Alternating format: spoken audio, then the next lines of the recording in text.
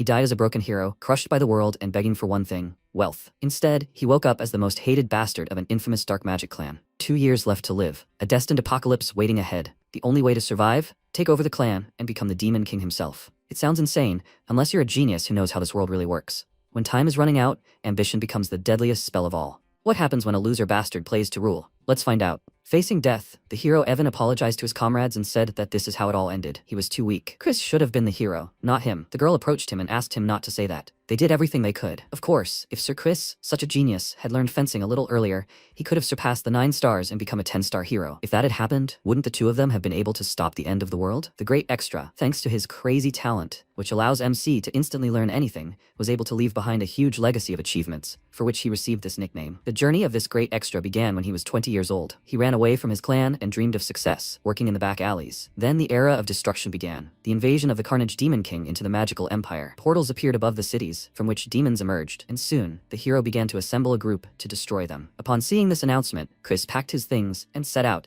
thinking that such an opportunity would come once in a lifetime. He would achieve greatness, and when the war was over, he would enjoy wealth and honor. However, in the end, they failed, and the Dominion of Light ended up in the hands of the Demon King. Evan said that if he could do it, he would want to turn back time so that Sir Chris could become a hero. MC thought that even if they could turn back time, he wasn't going to do it all again. One lifetime of suffering was enough for him. And anyway, there was no point in dreaming about it now. Not now, when this world was about to end. The 3 warriors looked at the huge sphere approaching the city, and Chris thought that this is how it would all end. In the next life, and not the fact that it exists, he hoped he would be born the son of some rich family. This was his parting thought, and when he opened his eyes, he realized that he had been reborn. He found himself in the body of a young master of the magical empire. Somewhere in the empire, there was a huge, majestic palace. This place was a clan of dark magic. As the ominous name suggests, it was one of the 12 clans that supported the magical empire. As far as Chris could tell, he had traveled 15 years back in time, 5 years before the beginning of the era of destruction. He looked out the window, which overlooked the garden. Servants were wandering there right now, and they looked strange, not quite human. He thought he had already experienced everything in his past life, but he didn't expect to see demonic monsters tending the garden. He looked in the mirror and grimaced, thinking that he knew who this idiot was. His name was Christian van Baron Kazar. One day, he was talking to a fox in a tavern, and their conversation turned to him. He then asked, judging by the van, was he from a junior branch of the family? The fox confirmed this and noted that he, as always, understood everything quickly. The Kazar County is a branch family of the Baron County, or a clan of dark magic. He asked, so it is a relatively weak clan? She said that is not true at all. Despite being a branch family, they have good authority in terms of dark magic. Not to mention how rich they are. So she doubts that there is anyone in the empire of magicians who does not know about them. They have 2 potential successors, but the eldest son, Christian, is a real idiot among idiots. He is always looking for adventure. Count Khazar eventually abandoned him. However, now that is no longer relevant. Chris asked why. Had he really reformed? She answered him that he was killed by relatives. And now this thought made Chris, that is now Christian, uneasy. He punched the mirror and cursed, thinking that he just wanted to become the son of an ordinary rich family. He just had to move into his body? Why here? Why him? Why this idiot, doomed to death? He sighed heavily and wondered what he should do. He woke up in this body, whose name matches the one he wore 3 days ago. Christian will die in 2 years. The fact that he was eliminated in the house of Count Khazar, in a family that attaches great importance to honor, probably means that this guy was an absolute non-entity. So if he behaves quietly and calmly, then maybe he will manage to avoid death. Since he woke up as a rich kid, he should just take care of himself and enjoy wealth and honors. But not everything is that simple. He grabbed his head, thinking that he still can't believe it. Ragnarok will come soon, the end of all living things. The reason the Demon King started the war was to sacrifice humanity to complete Ragnarok. By the time they realized this, it was already too late, and both the Reign of Light and the Magic Empire had met their end. So if he wants to survive, he needs to stop the apocalypse. Carnage Demon King is one thing, considering he was the one who started the war, but an even bigger problem is that countless fiends of the Magic Empire are loyal to him. To stop this, he needs to become someone more powerful than the Demon King. There's only one way to do this. He must become the Demon Emperor and take his place at the top of the Magic Empire. He was given 5 years before the Age of Destruction began, so he can try. And if he succeeds, this mansion, even the entire Magic Empire, will be his. After that, he went to his father, but he was very unhappy. He slammed his palm on the table in rage and exclaimed that he had asked him to stay in his room. How dare he show his face after everything he's done recently? If he misbehaves again, he'll personally execute him. Christian glanced at him nervously and thought he had a terribly frightening aura, then said that he came here to ask him for forgiveness for all the wrongdoings he'd committed up until that second. He thought that if he wanted to carry out his plan, he needed to get rid of the image Christian had created. His father was slightly surprised by his words, and he knelt before him and said that he sincerely regretted everything he'd done, and that it would never happen again. The Count asked if he was asking him to trust him just a few days after his latest prank. Did he intend to mock him? Christian looked away and wondered what other trouble he'd gotten into before his reincarnation. He'd heard so many stories that he couldn't even choose one. He said that the blame for losing his trust also lay with him. However, 3 days ago, he didn't mention that he had lost part of his memories. To regain his memories, he reflected on his past actions and realized how wrong he had lived his life. His heart beat heavily from the realization. His father didn't believe him and said that he had heard his excuses countless times, and he said it was true. Excuses with words alone mean nothing, so he would show him what to do next. Let him send him to the punishment cave. He would stay there for a month and show him another version of himself. The punishment cave is a prison used for high-status fiends. It is a place where not only is there no light, but also all 5 senses are blocked. Even a few days of it is enough to drain the mind, but now it is perfect for him. He needs a place to hide from prying eyes. The Count asked if he really plans to lock himself in the punishment cave for a month. He doubts he can last even half a day there. He confidently answered him that he understood perfectly well how difficult this place was, but he thought that this was the minimum necessary for him to trust him. His father looked him up and down, then asked if he knew how many times they'd already discussed this, and each time he left him disappointed. Christian remained silent, and the Count said that he would play along and give him one last chance. However, if nothing changed in a month, he would be exiled from the clan. Christian clenched his fists, meaning that he would be sentenced to death. There was a long list of people who would target Christian's life as soon as he lost the clan's protection. He looked confidently at his father and said that he understood everything, but if he could prove that he had changed, let him grant his request. The Count's jaw muscles twitched with anger, and he noticed that he spoke so arrogantly, as if he was confident that he would emerge unharmed. He agreed that if he could prove to him that he had changed, he would grant him any request, but he didn't believe that would ever happen. After that, Christian went to his room and waited. Very soon, Cox, the half-vampire butler of the Khazar house, came to him and informed him that the punishment cave was prepared. After that, he took his things and left the room with the butler. The servants began to glance at him and discuss him. They all called him a loser and thought that he was going to do something else in the punishment cave. One of the maids asked if they remembered the incident when he insulted a young lady from the clan of magicians and poison. Then the Count had to personally apologize for it. How awkward it is to have to apologize to a rival clan. When will this good-for-nothing finally grow up? Another maid said she thought it would never happen. How long did she think he could last in the cave of punishment? The maid said she thought he would stay there for 2 days at most, and Christian chuckled when he heard this. Meanwhile, the Count's second son was watching him. Finally, they arrived at the Cave of Punishment. Christian examined the huge doors and the 2 guards, and then thought that using Death Knights as guards was very befitting of a magical empire. Well, if only it prevented anyone from entering the cave. He was about to enter, but a boy called out to him, and he turned around, immediately noticing a familiar face. It was Christian's younger brother, a diligent student, turned Van Baron Kezar. Turn didn't mince words and immediately started threatening him with his sword,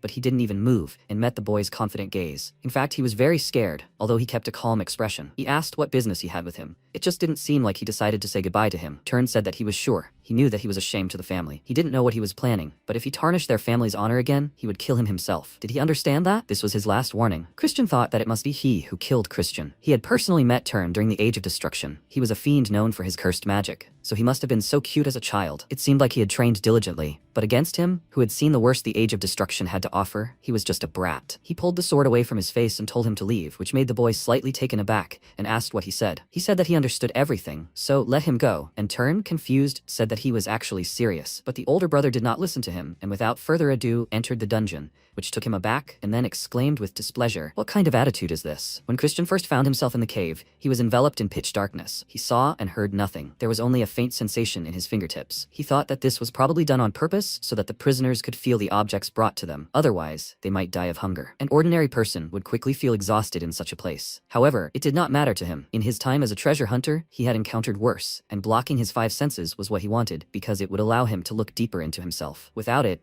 he won't be able to rebuild this broken body. Of course, it takes a lot of time and luck, but with the medical skills he mastered as a divine doctor, the art of bone compression that he adopted from the body modification technique he learned in the circus, and finally, magic stones with various properties, anything is possible. To be honest, he thought he wouldn't be able to get the magic stones since they were expensive, but perhaps this is the subtleties of an elite clan. They listened to his request, despite the fact that he was good for nothing, and yet, in his past life, he and Evan had to fight to get them. He decided to start with the white magic stone, which would cleanse the toxins. This is a boring but important step. It requires painstaking work from him to cleanse his entire body of toxins with white mana. Even the smallest mistake will cause severe pain throughout his body, but for him it's as easy as pie. Time passed. The Count called his butler and asked how his son was. He replied that he had obediently entered the punishment cave. He was afraid that it would break him so much that he wouldn't even be able to call for help. The Count was puzzled and wondered if sending him there had been a mistake. He had such a promising future as a child. Why had he broken so suddenly? Had his gift made him too arrogant? Whatever the reason, he would rather see himself completely crumble or die than live such a miserable life. He remembered his confident eyes when he declared that he would prove it to him with his actions, and shook his head, thinking that he shouldn't have any expectations. He had already deceived them for too long. He asked the butler if he had noticed anything strange when he entered. He hesitated,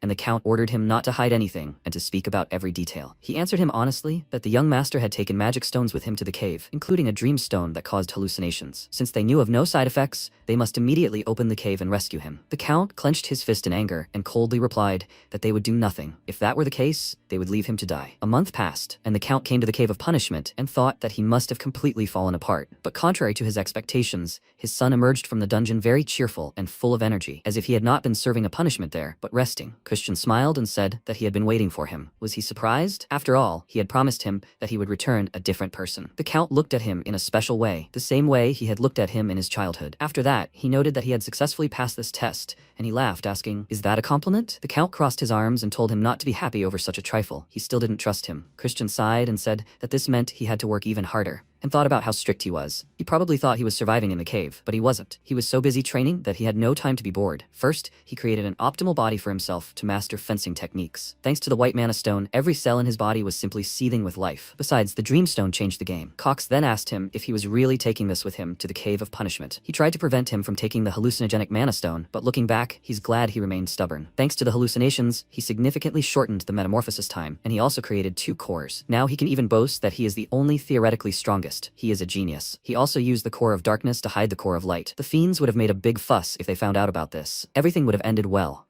But while he was in the cave, he suddenly felt something cold touch his cheek. Someone gave him a dream stone, and he asked with a smirk, "What kind of nonsense is this?" Someone hoped that he would be under the influence of a hallucinogen and break, but he was using him as a sacrifice for his own leap forward. He told his father that since he kept his promise, let him make a request of him. He agreed, and asked him to let him use the training grounds of the Black Swamp Knights. His father's face immediately darkened, and he sternly said that a worthless person like him had no place there. They are one of the 3 knightly orders that support the Dark Magic clan. He should know that only the most elite knights can demonstrate their skills there. Christian said he was only asking for a training ground. He believed that observing the bravery of the Black Swamp Knights would have a positive influence on him. He did not want to join their order. The Count gave him a once-over and agreed, then warned him not to behave shamefully in front of the knights. Otherwise, Christian didn't finish and said he understood. There was one more thing he wanted to ask. Time passed, and Christian arrived at the training ground. All the knights were slightly surprised, and at the same time unhappy with his presence. While he was adjusting his equipment, they began to discuss him, and he thought they were insulting the Count's son. It was probably because they were in a magical empire, where power was more important than status. To be honest, there was another reason he wanted to come here. When he had just left the cave, he asked his father for access to the library, and he said that if he received a letter of recommendation from Millen's second-in-command, he would give him the key. The library contains all the dark magic grimoires in Khazar County. To learn dark magic, he must gain access. Christian then asked why he added conditions. He was still a member of the clan after all. He replied that he probably forgot how he tried to sell advanced grimoires on the black market, and Christian smiled nervously, wondering what kind of life the body's previous owner had had. He really was a nobody. Currently, he decided to start training and thought that in any case, his first priority was to gain the recognition of the deputy commander. When he looked up, he saw several knights blocking his way, and his younger brother said that this was not a place where a worm like him could just walk in. Christian looked around with displeasure, thinking that he was in his way again, then smiled and thought that this could be a good opportunity. Turn approached him, saying that this was his last warning and that he should leave. He doesn't want to throw away the life he saved so successfully in the Cave of Punishment, does he? Christian exhaled with a smile and asked if he was sure of his words. Their father was the one who allowed him to enter the training grounds. His younger brother was surprised, because he didn't expect this. And then the deputy commander approached them, saying that she respected the Count's decision, but he didn't inspire confidence. He turned to her and immediately felt an ominous aura emanating from her. It was at least 4-star dark energy. It seemed they wanted to intimidate him from the very beginning, but he was used to such threats. He slightly bowed his head in greeting, and she wondered if he could withstand her dark energy. Christian said that since the deputy commander had also joined in, there was nothing to be done. He would prove that he had the right to use this training ground. He pointed at his younger brother and asked, "How about defeating one of the people present in combat?" The deputy commander sternly said that his jokes had gone too far, and he replied with a smile that he was not saying it as a joke. Instead, he would like to ask her to refrain from using dark energy. As she knows, due to his lifestyle, his abilities with dark energy are far from what they could be. He would prefer an unarmed duel if possible. She thought that even if it was a duel, they could not allow the heir to be harmed, and that would be quite troublesome. She asked if he thought he had a chance in an unarmed duel. He told her that they would see about that. Who should he choose as an opponent? He snapped his fingers, then pointed at his brother, and he asked with displeasure, "How dare he?" Millen said that she thought he should find a more suitable opponent. He knows that the young master's level is 2 stars, right? 2 stars is a level that an ordinary 13-year-old teenager cannot reach. If you don't have talent, it doesn't matter how old you are.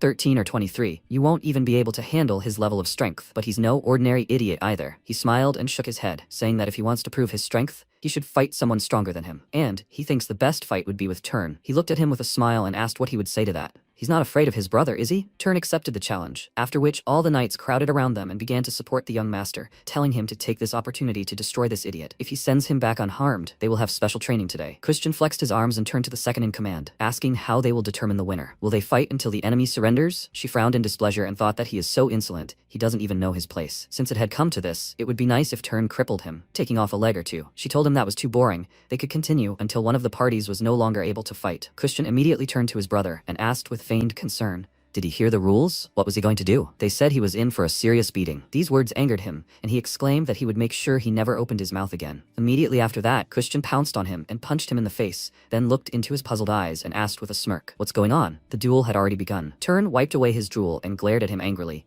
then pounced on him with his fists and told him to shut up. Christian cheerfully dodged his punch and thought that frankly, this was practically cheating. As a fiend who hasn't yet reached 1 star, he doesn't stand a chance against someone with dark energy. But in a duel with his bare hands, he kneed his little brother in the stomach and thought that in his past life, he had fought on countless battlefields. Besides, if you count only the mastery of light powers, the punishment achieved in the cave, then he is already a 3-star. The knights looked at each other and asked in shock what they just saw. Turn grabbed his stomach, trying to endure the pain, and Christian mockingly asked, is he crying? Maybe he wants him to blow on his wound. Turn caught his breath and asked what trick he pulled. Christian thought it was cool to see him like that and said there were no tricks involved. Maybe he is just too weak? As soon as he said this, his little brother looked at him with furious eyes, after which he said that he understood everything. Christian decided to continue mocking him and asked what he said. He's so quiet that he doesn't hear him. Turn used dark energy. He pounced on him, screaming that he would kill him, but Christian dodged again and noted that he was quite fast. Continuing to dodge his quick strikes, he touched his hand at one point, causing his dark energy to immediately subside, and then he struck him in the lower jaw, thinking that fighting is instinct. Blood sprayed from Turn's mouth. The blow threw him back, and the knights' mouths opened in shock. Someone asked, did young Master Turn let his guard down? Maybe he removed his dark energy because he was afraid that this idiot might get hurt. Otherwise, there was no point. The second in command was also very surprised. Christian dusted off his hands and turned to her,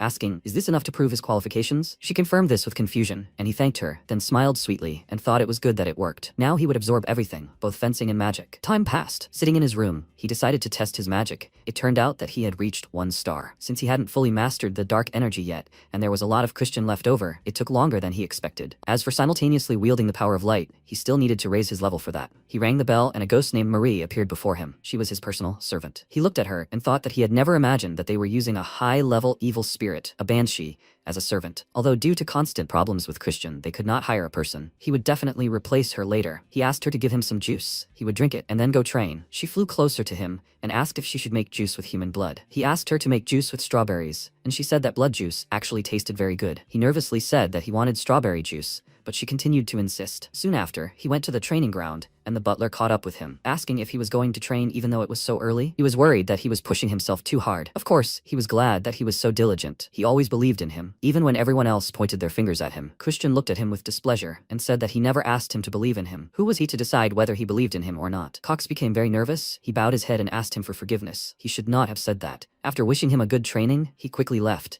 and Christian looked after him with the thought that there was something suspicious about him. As soon as he arrived at the training ground, he noticed a multitude of gazes on him and thought that they looked much more obedient than before. Now that their guard was down, he should try to win them over gradually. He swung his sword a few times, and one of the knights, noticing this, went to the deputy commander's tent and reported to her that young Master Christian had appeared on the training ground again today. She remained silent and thought, what is he planning? And what kind of duel was this? Young Master Turn's movements were impressive, but for him to dispel the dark energy at the right moment? Had he really seen through the course of the battle? If so, then perhaps he even has the talent to surpass Lord Ashid de Baron, the direct heir of the main family. But he is still a simple scoundrel. He has already lost his dark energy due to his lifestyle. Now he will not be able to close this gap. Hearing some noise, she went out to check and asked what was going on. One of the knights told her that the young master had a minor conflict with his squire. Everyone crowded around Christian, who was standing over the boy, and one of them asked what had happened to him. Canon only has 1 star, right? Could it be that this bastard had also reached 1 star? Milan looked at Christian in surprise, and he said that he wanted to see how the rumored great great knights of the Black Swamp performed, but it seemed they didn't live up to their reputation. Did no one else want to stand up to him? They weren't a cowardly knightly order, were they? His words angered them, and then one of the knights stepped forward,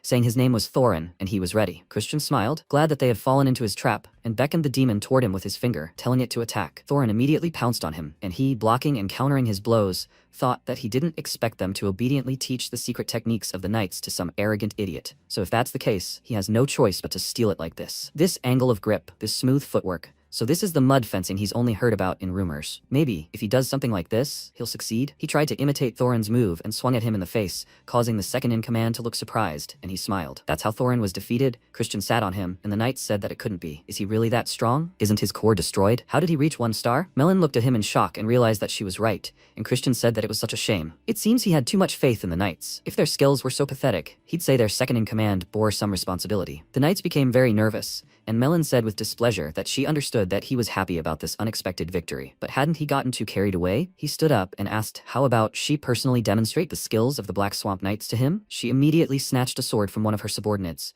then swung it sharply, and a flash appeared next to Christian, and then a huge depression appeared on the ground. Melon pointed the sword at him in a rage and, releasing her energy, said that she could deal with a moron like him in a second. He asked, she wasn't going to fight someone like him at full power, was she? They only use dark energy up to the level of the 1st star and forbid dark magic. What would she say to that? Of course, they will use wooden swords as weapons. Melon changed the sword and asked with a smirk, 1 star? She'll break both his legs. He told her that he was willing to put his legs on the line. What about her? She told him that she agreed to everything. He wasn't leaving here today anyway. After these words, she pounced on him, and he immediately began to defend himself, but he found it difficult to withstand her pressure. She began swinging her sword rapidly, and he fought back, and one of the knights said that he was holding up for a long time, considering that he was facing the second-in-command. Was it because the second-in-command's main weapon was a sword? Melon heard them perfectly well, and thought that wasn't the issue. For some reason, her attacks weren't reaching him. But why? He was incompetent. He shouldn't be her equal. When he fought Turn, and before that, this was a familiar situation. Christian said with a smile that it seemed things weren't going according to her plan, and she angrily ordered him to shut up.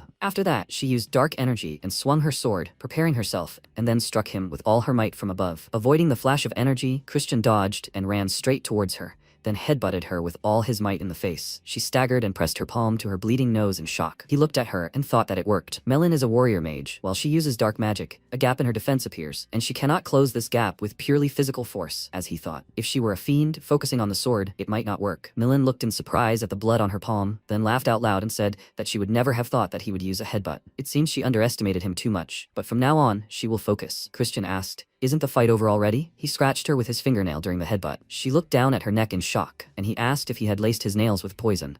She understood what would have happened to her, didn't she? She smiled and said that she accepted this defeat. Let him tell her what he wanted. But in exchange, could she get the opportunity to fight him again? He smirked and said that for the rematch, she would have to fulfill one more request of his. She said that he could ask for anything, and he, running up to her, whispered, would she kneel before him? She also whispered, did he understand that this was an impossible condition? Her loyalty belonged to the main family of the Dark Magic clan, House Baron. The knights meanwhile fell silent, trying to hear what they were saying, and Christian whispered that he, of course, knew that she had come here on a tour from the main family. However, wouldn't all this be resolved if he became the young lord of the clan? She looked at him in surprise and said that was complete nonsense. The 5 young lords whose rights to the throne had been recognized were all direct descendants of the main family. He smiled and asked, but there was no rule that a member of a branch family could not become a young lord, right? In any case, he accepted her request for a duel. He walked away from her and suggested that they fight in a month. He also needed to train, but next time, they would not limit themselves. She said that then he would have no chance of defeating her, and he asked, who knows? There are few things impossible in this world. She thought for a moment and measured him with her gaze, after which he bowed slightly to her and said that they would see each other in a month. On that day, he would make her understand to whom she should show loyalty. Soon after, he went to his father and showed him a letter of recommendation from the second-in-command, saying that the fiends lacked fundamental knowledge and needed to focus more on training. The Count looked through the letter and remembered Millen's words when she came to him. She declared with a smile that the young master was a genius. Even with his low star rank, he easily defeated those with a solid foundation. He even defeated her. He was surprised, and she said that for her, this fight was one of those rare ones she could enjoy. At the moment, he read the letter, after which he raised a surprised gaze to his son and thought that this time he really had changed. Noticing how he was staring at him, Christian asked if there was something on his face. After that, the Count, as promised, gave him the keys to the library, and as soon as Christian left the office, he allowed himself to rejoice and thought that he had received the key and even changed the mind of the deputy commander. She is a fiend from the main family of the Dark Magician clan. In the era of destruction, she was known as a 6-star fiend. If he wants to take control of the entire Dark Magician clan, he needs to make her one of his people. Of course, he hasn't completely conquered her yet, but 1 month will be enough. By the way, about Count Khazar, That expression on his face, was it probably a look of paternal pride? Apparently, fiends also have family loyalties. Maybe he will even turn out to be a better father than the one he had in his past life. He opened the library doors and told his father that he would not disappoint him, and then went inside. What he saw amazed him. The shelves were filled with books about blood magic, the study of summons, curses, and so on. All of this is forbidden in the Dominion of Light. He took one book from the shelf, and Marie suddenly appeared in front of his face. He recoiled in fear and exclaimed, "What is she doing here?" She asked in response, "What else is she supposed to do?" She used to be the librarian of this place. He stared at her in shock, and she asked if perhaps he wanted to use her as his personal maid. He immediately ordered her to shut up, and she remarked that he was so rude it made her heart hurt so much. He ordered her to shut up again, finally, and then went to read. Marie approached him and told him that the grimoire he had chosen contained a 4-star dark magic called a binding seal. In his current state, he would not be able to comprehend it. He immediately turned up his nose smugly and told her that everything was fine. He was a genius. She looked at him doubtfully, then smiled awkwardly and decided to support him, saying that he was not only handsome, but also a genius. He irritably asked her to stop, and she asked if there was a reason why he had chosen that particular book. He smiled and told her that he needed to catch a rat. After that, he went to training and thought that the first potential rat was Turn. He despised him more than anyone in this house for being a mediocrity. The second potential rat is Cox. Although he's not a descendant of the clan, he has free access to the Cave of Punishment. For the fiends, strength is more important than social status, and yet he runs around sucking up to him. There might be a third party he doesn't know yet. Either way, they want to see him in decline, since they gave him the Dreamstone in the Cave of Punishment. Maybe he should act like the idiot they want him to be. The one who looks pleased with his behavior is most likely the culprit. He suddenly froze in place and exclaimed that this was all too complicated. He broke ranks and told the knights to have fun, and he was leaving. They looked after him in bewilderment, wondering what had happened to him. Soon he started acting like a jerk again in order to catch this rat. When he was having breakfast with his father, he broke a plate and the count jumped up from his seat, angrily uttering his name. Christian said that the servant should have served him proper food from the beginning, after which he waved his hand and told the maid to redo his food. His father looked at him with disappointment and said that he made a mistake when he thought that he had finally grown up. After that, he left and Christian watched him go, thinking that he was a little uneasy, but it was for the good of the family. He diligently spread rumors that he had become a jerk again. He mocked the maids when they were cleaning, threw money around, and also constantly drank in his chambers. Marie poured him wine and he exclaimed in anger, "Why doesn't she let him drink alcohol?" She smiled and said that he was drinking alcohol right now, and he said that it was juice, not wine. She made it non-alcoholic. She said that he was underage, so he wasn't allowed to drink it, and he asked why should it matter. He was a talentless idiot. She smiled and asked, did he decide to act like a terrible person again? It's okay. Even if it was, she would stay by his side forever. He felt uneasy from her words, after which he created a seal and said that he was hunting a rat. Marie covered her mouth in surprise and asked, has he already mastered the binding seal? He smiled and reminded her that he's a genius. He modified it so that it could be used even at a low star level. He wasn't just messing around all this time. He worked hard, mastering various spells. Marie thoughtfully said that he really was a genius, after which Turn burst into the room and Christian turned on his acting skills to look drunk. He called out to his brother and asked what he was doing. Turn shouted in rage, is that all he can do? He thought he had changed for the better. Seeing that he was genuinely angry, Christian smiled and decided to cross him off the list of suspects. After that, he began to behave normally and shared with him his suspicions about a rat in the house. He didn't understand what he was talking about, and he got up from the chair and approached him, saying that someone wanted to see him fail. He intended to play along with him for a while. His younger brother asked in confusion, did he mean to say that it was all a pretense? He confirmed it and said that even this wine was fake. He let him smell it and he looked at him suspiciously, asking who this rat was. He replied that it was difficult for him to say now, but he should take the bait at any time. After that, he smashed a glass of wine and a servant immediately ran into the room, nervously asking what was wrong. Christian pretended to be drunk and exclaimed that this was not the wine he asked for. Let him order the butler to bring him another one. The elderly servant caught his breath after running and said that Cox was busy now, and he said that then he should pay him a visit. Meanwhile, Turn was amazed by his acting skills. When he came to the butler, he slammed the wine bottle on his table, and Cox, looking up at him, asked what brought him here. Christian poured wine on his head and said that this was not what he asked for. Does he think he is untalented? The butler immediately stood up and exclaimed that of course he was not. He will order them to bring him suitable wine immediately. Christian pointed his finger at him and told him to get the wine himself, and he, clenching his fists, said that he was busy there. He patted him on the cheek and asked, is he going to work looking like this? He needs to change anyway, so let him go and get him some wine. Holding back his anger, Cox said that he would be back soon, then left his office, and Christian thought that he should give him credit for his patience for enduring such humiliation, but he saw hostility in his gaze. He noticed the wine-soaked documents he was working on, and leafing through them, smiled. He thought that the butler was suspicious. He was doing some funny things with finances, but that was not enough. He needed a real murder weapon. He put his documents aside, and at that moment, Cox entered the office with a bottle of wine in his hands. He thanked him and asked, he was not angry with him, right? The butler excitedly told him that he could never be angry with him, and he laughed, saying that was good. He was actually his favorite. Cox excitedly bowed to him and exclaimed that he was very grateful to him, after which he said that he had a message for him. His friends wanted to meet them secretly. Christian thoughtfully uncorked the wine, and Cox said that he would prefer not to communicate with them,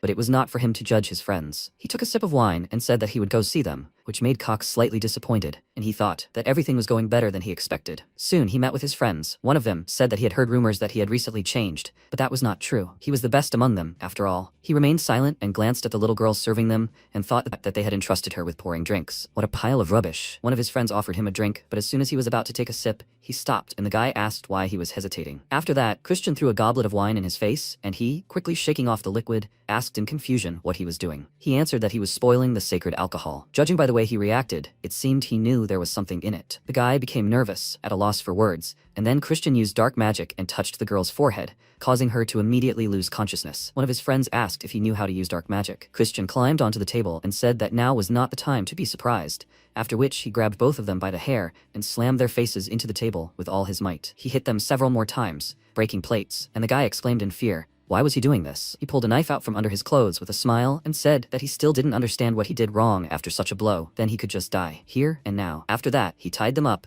and from his threats with a knife, one of them even wet himself. He fearfully asked him to spare them. They were ordered to feed him a hallucinogen and frame him after they killed the girl. The guy threatened them with the pills that he secretly sold, so they had no choice. Christian asked, who was the guy who hired them? He looked away, not knowing whether to tell him about it, and Christian, driving the knife harder into the floor near his groin, asked, he wants him to cut it off? He screamed in fear and immediately told him the name. It was Cox. They both asked him to spare them. They would do anything, and he asked, is it true? They would do anything? They both swore this to him in fear, and he said that he had not heard them. They repeated it louder, and he, smiling, cast dark magic on them, said that he would take their word for it. Let them listen carefully to what he told them, and do as they were told. As soon as the dark magic touched them, they both lost consciousness, and soon the news reached the Count. Cox ran excitedly into his office and said that they had a problem. The young master had committed murder. It seemed that he had gotten drunk the night before, killed someone who was present, and thrown the body into the river. It seemed that they would not be able to simply hush up this crime. What would he order them to do? The Count became nervous. He probably never thought that his wayward son would stoop to such a level. After that, he stood up and with a gloomy expression on his face headed for the exit of the office and ordered him to bring Christian to trial. He would be waiting for him there. Hearing this, Cox smirked. At the trial, MC declared himself innocent,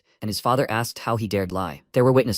He responded by asking how there could be if this never happened. He looked at the guys standing on the second floor of the courtroom and said that he thought it was a misunderstanding. The girl who served them entered the courtroom, and he asked with a smirk, maybe the dead servant was this child? The guys were shocked by what they saw. The girl said that the young master took her home when she woke up from unconsciousness and even gave her money to pay the rent. She pointed to the two on the second floor and said that they were the villains. They put something in the young master's drink. After that, whispers ran through the courtroom. No one understood what was happening, and Christian decided that the moment of climax had arrived. He made a barely perceptible movement with his hand, and the dark magic he had recently cast on the two activated. They said it was all true. They had given false information because they had received orders from the butler Cox to frame the young master. The butler immediately became agitated and exclaimed, what nonsense are they talking about? He turned to the Count and said that this was slander, that he and his friends were trying to frame him. After that, he turned to the young master and said that this was too much, that this joke had crossed all boundaries. Christian ignored him, knowing he would react that way, and asked the Count if, as the victim of this incident, he could ask one thing of him. He wanted to be allowed to act as a proxy for his authority to directly interrogate the butler, Cox. His father thought for a moment, then gave his permission and ordered Cox to the prosecution stand. The butler called out to him nervously, and he told his son that if he behaved inappropriately, his authority would be immediately revoked. Christian took his place and said that it would be simple, then loudly declared to everyone present that as a representative of the great ruler of the magical empire, His Majesty the Demon Emperor, as a member of the clan of dark magicians governing the eastern region of the southern magical kingdom, and as a representative of Count Khazar, he would interrogate the accused. Does he swear to answer only the truth to his words? The butler swore to this, and he said that as the Demon Emperor's representative, he would ask him again, does he swear to answer only the truth? Cox made the oath, and at that moment, the dark seal on his forehead worked. He grabbed his head in pain and stared in shock, not understanding what was happening, and those present asked in surprise, is this a binding seal? But how can a mere child use 4-star dark magic? Christian thought that this binding seal had been modified so that it could be used even with a lower star rank, but it had additional conditions, namely, he needed the target to swear twice. That's how Cox fell into his trap. The butler became very nervous, and Christian asked, didn't he just swear to him that he would only answer the truth? Let him tell him why he hired those two to slander his name. Dark magic struck the butler's mind, and he screamed in pain and said he had received orders. The man knew of his dealings and threatened him, ordering him to destroy the young master. The Count looked at the butler in shock, and he continued, saying that this was why he had been doing all this ever since his youth. Christian asked if by deeds he meant the embezzlement he had committed over a long period of time. Correct? He had already seen the records. He climbed onto the defendant's stand and asked who had given him the order. Cox backed away from him in fear, resisting the question, and Christian used dark magic again, ordering him to speak immediately. He screamed in pain and said it was Sir Ashid. Everyone was shocked by what they heard. The second son of the clan of dark mages, Sir Ashid de Baron, had decided to eliminate the young master. After catching his breath after the flash of pain, Cox said in fear that he would kill him and that he needed to hide. But as soon as he took a step, Christian immediately drew his sword and dealt with him with a quick movement, which shocked his father. When Cox's head fell, Christian said that, using the authority he received from the Count, he punished the culprit. His father asked why he made such a decision, and he answered that if they left him alive, the main family would have fabricated evidence and covered up the incident. They could not be lenient with them. Moreover, he would make sure that everyone here knew that Ashid tried to eliminate him. His father looked at him with concern, then opened a rift behind him and ordered him to follow him. After passing through the portal, they found themselves in a secret training ground, and his father said that there were too many extra eyes in the courtroom. What he just said, he believes that Ashid will cause even more problems as a result of the conflict over the succession. He nodded back and said that the family's power and authority directly depended on the successor it supported. His decision was correct, but he felt like he had acted hastily. However, as things stood, they would have to support the first young lady. The first young lord was not an option. He was a crazy, bloodthirsty madman. Christian said there was another option. He confidently stated with a smile that he would be the successor, and his father waved his hand, exclaiming that this was nonsense. MC said that anyone from a branch of the family could be recognized as the successor if they had the necessary abilities. His father said that this rule was only in words, but in practice it was not followed. Christian said he didn't know. Why did he think Ashid tried to get rid of him? Rudon said that he might have been more talented than him as a child, but now he was far behind him. He told him that he would quickly catch up, but for the rest he needed his help. He asks him to use his authority and recommend him to participate in the Sacred Dark Rite in 2 months. His father reminded him that in order to participate in the rite, he must reach the 2-star level. He understands that he only recently reached the 1-star level, right? He shrugged and said that he will definitely reach the 2-star level within the next 2 months. Of course, if he helps him. Soon, news spread throughout the family estate that the young master had completely changed. The maid said that she even heard that the Count was personally training him these days. The man asked, does she mean the same training that even the senior knights had such difficulty with? He wonders how long he will last. MC, meanwhile, was training. With one swing of his sword, he cut down a monster and said that he needs to seal it with swamp fencing and cut it with a black scythe. After that, he turned to his father and asked, is that correct? Riden was surprised. He had only started teaching him how to wield the black scythe sword today, but he had picked it up so quickly. Several monsters appeared behind him, and Christian asked, should he really do it like that? Keep them separated? Riden didn't understand what he meant, and he rushed towards the monster, saying that he thought there was a more effective method. As soon as he approached the monster, he swung his sword, cutting off its legs, and his father noted with surprise that it was swamp fencing. How did he do it? He said that the limbs of a human mushroom are hard enough to deflect a blow from a swamp sword, but he used swamp fencing and enveloped it in the energy of the black scythe sword. His father was shocked. A 1-star shouldn't be able to do that, but he kept a calm expression. He noted that it was powerful, but using 2 techniques at the same time will make it difficult to use curses. MC answered him with a smile that this was not at all the case. It was very simple, although a little inconvenient. After these words, his father could no longer hide his surprise. 15 days later, Christian was training as always, and this time, he felt so bad that he lay down on the ground. He cursed and thought that running was so hard, and he could not slack off because endurance was the key to increasing his strength. Someone's shadow covered him. It was the second in command. She mockingly asked, is he already exhausted? The duel was very soon, and she was eagerly awaiting the promised day. He mentally noted that she always had such a strong presence, after which he stood up and said that he would do his best to live up to her expectations. She said that she knew about his incredible growth, but he still had 1 star. If he did not live up to her expectations, then he would never make her kneel before him. He told her that he was sure it could happen, but even so, he was also confident that he would learn something during the match, so it wouldn't all be in vain. She laughed and remarked that he was still full of energy, and she hoped he would go beyond his limits and not disappoint her. After these words, she left, and he thought that she currently had the highest 4th star. Within one stage, there are 3 separate levels: lower, middle, and highest. As a highest 1 star, he was much below her level, but he was actually from a wealthy family. As soon as he returned home, he called out to Marie and asked if she had finished packing his bag for the walk. She confirmed this and twirled around, showing him her dress, after which she said that for their first walk together, she tried to dress to impress. He looked at her in shock and exclaimed that he didn't say that she would go with him. She smiled and said that she could see he was worried that she might get heat stroke, but he shouldn't worry. She was happy to serve him. He was perplexed. How could a banshee get heat stroke at all? During one of the training sessions, he asked his father if he could exchange his servant for a human, and he answered that he couldn't do that. After all, he had made a contract with Marie to serve the master. A high-ranking banshee cannot be controlled without a contract. He became worried and asked, then couldn't he tell him how to cancel the contract? He sighed and answered that to do this, he needed to share a deep kiss with her. To be honest, he was very drunk the day he made the contract with her. This made MC ruffle his hair and think that the previous owner of the body is such an idiot. He is good for nothing. Currently, he told Marie that she can't go with him anyway. He is going somewhere where there are a lot of people. She was upset because she was looking forward to the excursion so much, and he said that her spiritual energy can hurt people. She became even more upset and said that she had been sitting in this mansion for several decades, and he gave in and said that she could go, but that she should try not to appear near others. She was very happy and thanked him, saying that he really is the best, and he, waving his hand in irritation, told her to just follow him. She took a suitcase with things and flew after him, asking where they were going. He answered her that he was going to a place where he could make a profit, and she, pouring coins from under her skirt, said that he actually already had a lot of money. Seeing this, he became very agitated and exclaimed that it was not that much, let her put them back. She asked, if not money, then gold, land holdings? They reached the carriage and he said that she was mistaken. This is what he used before. When he wanted to get into the carriage, suddenly his younger brother's voice was heard, saying that he was late. Hearing him, Christian shuddered in fright and exclaimed, what is he doing here? He answered him that he was here to keep an eye on him, in case he started acting like a jerk again. He said that in that case, he didn't have to worry about it. He was just going to gamble, that's all. Turn was shocked by how calmly he spoke about it, and MC, getting into the carriage, said that they were fiends.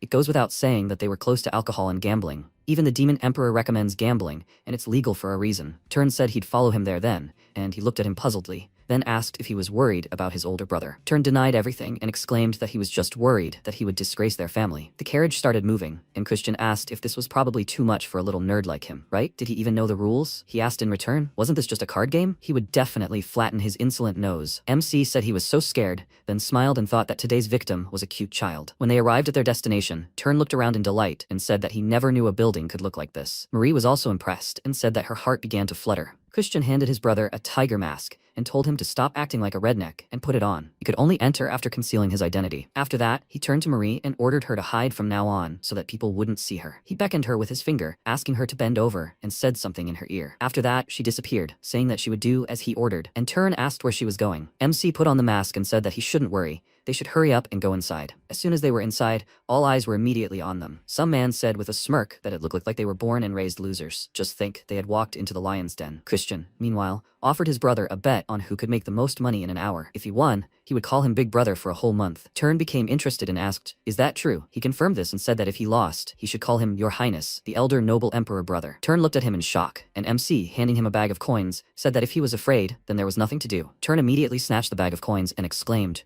who talked about fear? After that, he turned around and headed to the gambling table with shining eyes. Time passed. Christian won again, and his opponent patted him on the shoulder, saying that he was playing well. If he played a little more, he would definitely earn more. He smiled and thought that today was his lucky day. When you're just starting out, they let you win a reasonable amount. By goading an overconfident loser, they reach the point where their victim makes a big bet. He knows exactly how these scammers work, but his brother had already fallen into the trap. Turn jumped up from his seat and grabbed his head, exclaiming that he was sure it was a good card. An MC, walking up to him, asked with a smirk why he didn't just go home and go to bed. He asked if he himself wasn't losing money. He told him that he had only lost 500 rupees, and he exclaimed that he had lost about 1,000. Christian noticed several people at the table whispering, and thought that it seemed like they all wrote Turn off as a loser. He was sure that some scammer would try to cheat him soon. He let out a chuckle and asked if he was going to continue or not. Turn immediately snatched the bag of coins from his hands and told him that he would play again. MC chuckled and told him to remember that he was trying to stop him, after which he thought that he wanted him to lose a lot of money and become the perfect bait. Time passed, Turn continued to play, and the other players continued to cheat him. Noticing one of the players cheating and his younger brother's latest loss, he smiled, after which Marie flew up to him and said that she had found the people he was talking about. He praised her for her good work, and behind him he heard his younger brother's cry. He had lost 10,000 rupees. After that, Marie led him to those very people. They went inside, and the guards immediately ran to him, asking who he was. Christian took off his mask and asked, surely everyone already knows about him, right? One of the guards became agitated. He wanted to call him a mediocrity, but immediately corrected himself and asked what business he had come for. MC asked them to call his master, and Grantel, the master of the merchant guild, quickly appeared before him. He was very excited to see the young master, and Christian thought that he might be known for his talent as a merchant, but in fact he was the owner of the casino. He told the guy that he was hoping to talk to him alone. He's a swindler, and he's implicated his younger brother, whom he cares about so much, in his scam. And yet he dares to ask what's going on. Realizing that the loser in the tiger mask was his younger brother, he got really scared, and MC said he understood everything correctly. He's the heir to Count Khazar. Turn. Grantel excitedly waved his hands and began assuring him that he only runs the casino. What others did has nothing to do with him. Marie suddenly pulled the skin off her face and approached the man, threateningly asking, does he want to die? He let out a frightened cry at the sight of her, then began bowing to Christian and begging for his forgiveness. If he'd known he was the Count's son, he would never have done it. He asked, these aren't empty words, right? He told him it was true. He'll pay compensation. MC named a sum of 1 million rupee, and he said that they didn't have that much money. He said that he would take 200,000 then, and the man, almost crying, asked if that amount was enough for him. It didn't matter that it was their entire fortune. Christian smirked and said that there was something else he could do for him. After that, MC bought himself equipment, and Marie said that she never thought that he was going to use the 200,000 he extorted from him to buy combat equipment. This is really a super scheme. Christian smiled smugly and agreed with her, after which Marie turned her attention to the sword they gave him and asked if it wasn't the sacred sword that the previous hero received when he gave up his soul. It's called Gruna. She heard that many fiends wanted to memorize it because it was what the hero used after his fall. But now it's rusty. He told her that everything was fine. It was all part of the plan. After that, he told her to stop thinking about it and put something in her hands, asking if this was what she was looking at earlier, right? She looked at the beautiful jewelry in her hands, and when he said that it was a gift, she looked up at him in surprise. He said that he felt like she would never be able to get rid of her regrets if she didn't receive it.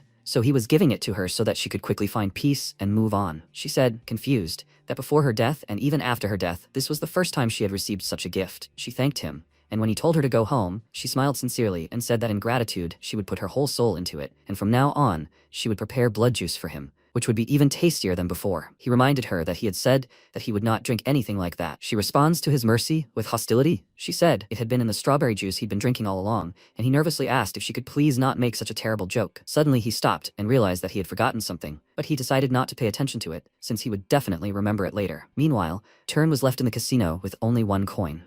After a while, Turn shouted loudly, "Rat!" He started hitting the protagonist with pillows. He sat up slightly while his brother picked up the blanket and shouted indignantly, why did he leave him there? Because of him, he almost got sold into debt slavery. He was lucky that someone recognized him. The protagonist replied that he should forgive him for that. He thought, it seemed like Grantel had helped him. Then he looked at his brother and asked, but isn't he addressing him incorrectly? He lost, kid, so he must fulfill the conditions. Come on, he must call him His Highness the eldest noble emperor brother. Turn looked at him indignantly, then clutched the blanket in his hands and said, Your Highness. The protagonist picked his nose and asked, Huh? His brother shouted, His Highness the eldest noble emperor brother. The protagonist smiled, looking at him, and said, Okay. He mustn't forget to respect him and strive to be at the top of his game. Then Turn walked toward the exit, shouting that he would take revenge someday. He must prepare. The protagonist thought, this charming child will grow up and kill Christian. Perhaps it's all because of him, Ashid, the son of Langham, the current head of the Dark Mage clan, and a young lord of the first rank. He doesn't have any particular feelings for him, since he's not a true Christian, but if he wants to become a young lord, he can't avoid confronting him. He must simply wait. He will repay the favor for this brotherly insult. But to do that, he needs to win Melon over. With these words, he looked at the sword lying at his side. Then he walked up to the sword and pointed his hand at it. Grenade, in its time, countless fiends have tried to wield this sacred sword. The reason the sacred sword is treated like an antique is because no one has ever mastered it. MC said he'd see how it reacted to him. He grabbed the chain, and then the sword emitted light energy. The protagonist said that perhaps this was to be expected,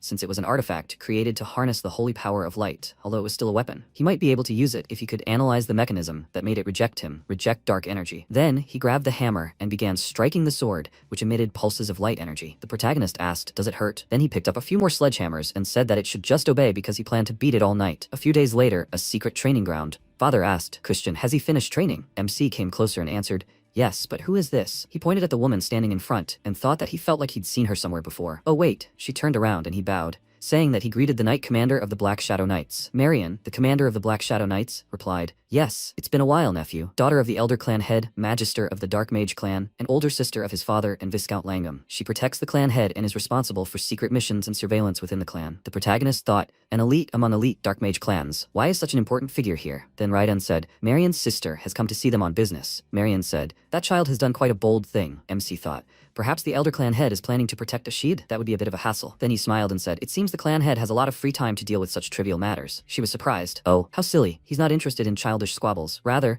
it seems he's interested in him. The protagonist thought in surprise, Kim? Well, this could be an opportunity to win his favor. Then Marion added, I wonder what this is, bravery or idiocy?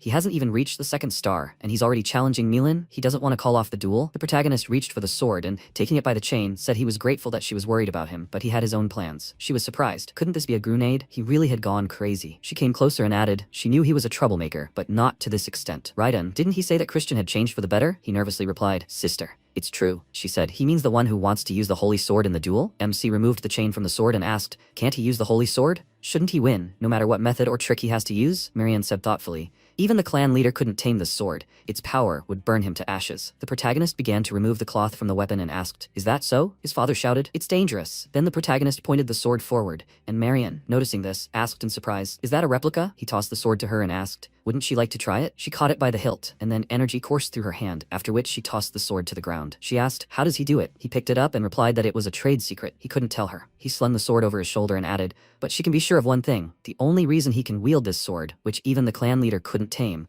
is because he's a genius. His father looked at him with admiration, and then a loud laugh rang out from behind him. Melon, emerging from the portal, said, young master, he's always so funny. How fun, taming the holy sword. She walked forward, drawing the sword from behind her back, and asked, but what does it matter? It's his last day in this world anyway. Their gazes locked. Then she abruptly kicked off the ground and charged, swinging her weapon, but MC held his sword in front of him and thought, as expected, without any restrictions, her strength and speed are incomparable to before. He won't be able to close this gap. But at that moment, she struck again. The protagonist held his sword in front of her, releasing energy. Marian, watching this, said, the power of the holy sword counters dark energy. Didn't she surpass him at this level when he was younger? Rudin said that it wasn't over yet. Marian pointed her finger forward and asked, does he see this child moving to use the holy sword? Rudin said his power was incredible, but his dark energy seemed to be wavering slightly. Marian folded her arms and said that wasn't true. He was controlling his dark energy to avoid the holy sword's rejection reaction. At this point, the battle continued, and the protagonist asked, well, how is this fight? Melon jumped aside and said she'd been thinking about it for a while, but perhaps he was anticipating her movements. He slung the sword over his shoulder and said he was quite observant. Every sword move has a prerequisite stance. Before swinging downward, you need to raise your arms, and to do this, you need to move the muscles of your shoulders and upper body. This is what unites a beginner and an expert. Millen sighed then, with her hand forward, asked, how about this? She began releasing dark energy that enveloped the protagonist's body. She said she hoped he hadn't forgotten that the Knights of the Black Swamp are warrior mages. The next second, the protagonist released energy that dissolved the opponent's energy, and, sighing, said,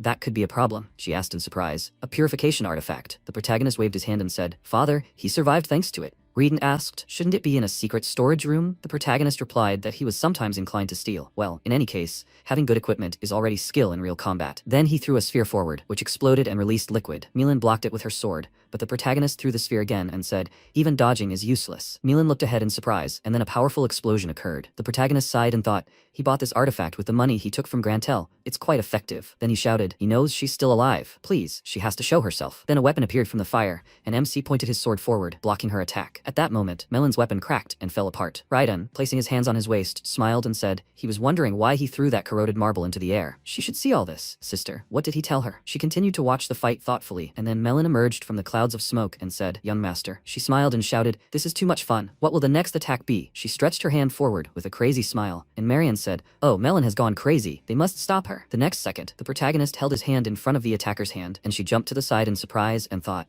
did he reflect her attack? The protagonist pointed his sword at her and looking at her, said, it looks like he won. Was she satisfied? He left a small scratch on her cheek, and she began to laugh loudly and shouted, is he really asking that? She couldn't calm down. Then the protagonist said, then please, she must give him an answer to his previous request as soon as possible. Although it was his victory, he would respect her choice if she refused. Loyalty is not something that can be obtained by force. She asked if she sided with him. Would he continue to fight her in the future? He extended his hand and replied, as much as you like. After some time, Marian approached the window and thought about possessing such dark energy. She remembered how the clan leader had thrown away the sword and said he refused. She asked if it was impossible for him to, clan leader. He said he could master it for a moment, but as she knew, the waves of dark energy are constantly changing. So she would have to constantly change the waves to ones that this sword couldn't detect. But who could do that in a real fight? Perhaps the Gehenna demon or the demonic dragon could do it. And if not them, then perhaps a crazy idiot who can control dark energy as easily as breathing. After that, MC smiled and asked, Lady Marian, how did he do? Enough to earn her praise, perhaps? She lowered her gaze and said, perhaps my father's long-held wish can be fulfilled. Sometime later in the kitchen, Ben was busy cooking, cutting a strawberry in half, and then placing it on a neat cake. The protagonist, watching what was happening, said in surprise that he couldn't believe he was making strawberry pies. Marie, flying up to him, laughed lightly and said, despite his appearance, his skills are top-notch. At that moment, Ben turned around and said, young master, what brings you to the kitchen? The protagonist placed his hand on his waist and replied, to make cookies. Marie was surprised. He wants to make cookies? He replied, to give to someone. She flew closer and asked, is this for another woman? He looked at her and indignantly shouted, hey. That's not what she thought. Then he started rolling up his sleeves near his workstation. Ben approached him and said that he could bake cookies for him. He replied that it was fine. Baking heartfelt snacks with your own hands is what matters. He may not look like it, but cookies. Before he could finish speaking, a drop of liquid ingredient hit his cheek, and two creatures were mashing strawberries. The protagonist shouted, hey, are they sure they didn't add blood to the strawberry juice? After a while, MC approached Marian and shouted, Lady Marian. She, holding her horse, turned around and asked, Christian, what's wrong? He replied that he heard she was leaving and came to say goodbye. She said she was grateful to him for that. He was probably tired after yesterday's duel. Then he handed her a box tied with a bow and replied, Not at all, he had something for her. She opened the box and asked in surprise, "Are those cookies?" Then she blushed slightly with embarrassment and said that he shouldn't have prepared such a gift. The protagonist smiled and said that he was glad to see her again and couldn't help but make something. At that moment, Raiden remembered the protagonist asking if there was any special food that Lady Marian liked. He wondered if that was why he asked him yesterday. How commendable, he certainly knows how to win someone over. Then the protagonist asked Marian to try it. He baked it himself. She looked at the cookie and asked, "Really? He himself?" Then she took a small bite and, covering her mouth, thought, "Delicious." She looked away slightly and said that it was very delicious. MC said he was glad she liked it. Then she said that she should give him something in return for this wonderful gift. Did he wish for anything? He replied, if she didn't mind, please. From now on, she should become his real aunt. She said that since they are already blood relatives, she is sure that there is a deep meaning behind these words. She heard from Rudan that he was participating in a sacred dark rite. Was that true? In response, he nodded, and she added, "Okay, so he wants to enlist her support in the upcoming succession conflict, but unfortunately she cannot fulfill his wish." She sighed and added, "As he probably knows, adults from the main family must be impartial to candidates. Such are the rules." He replied, "No, he simply made a sincere request.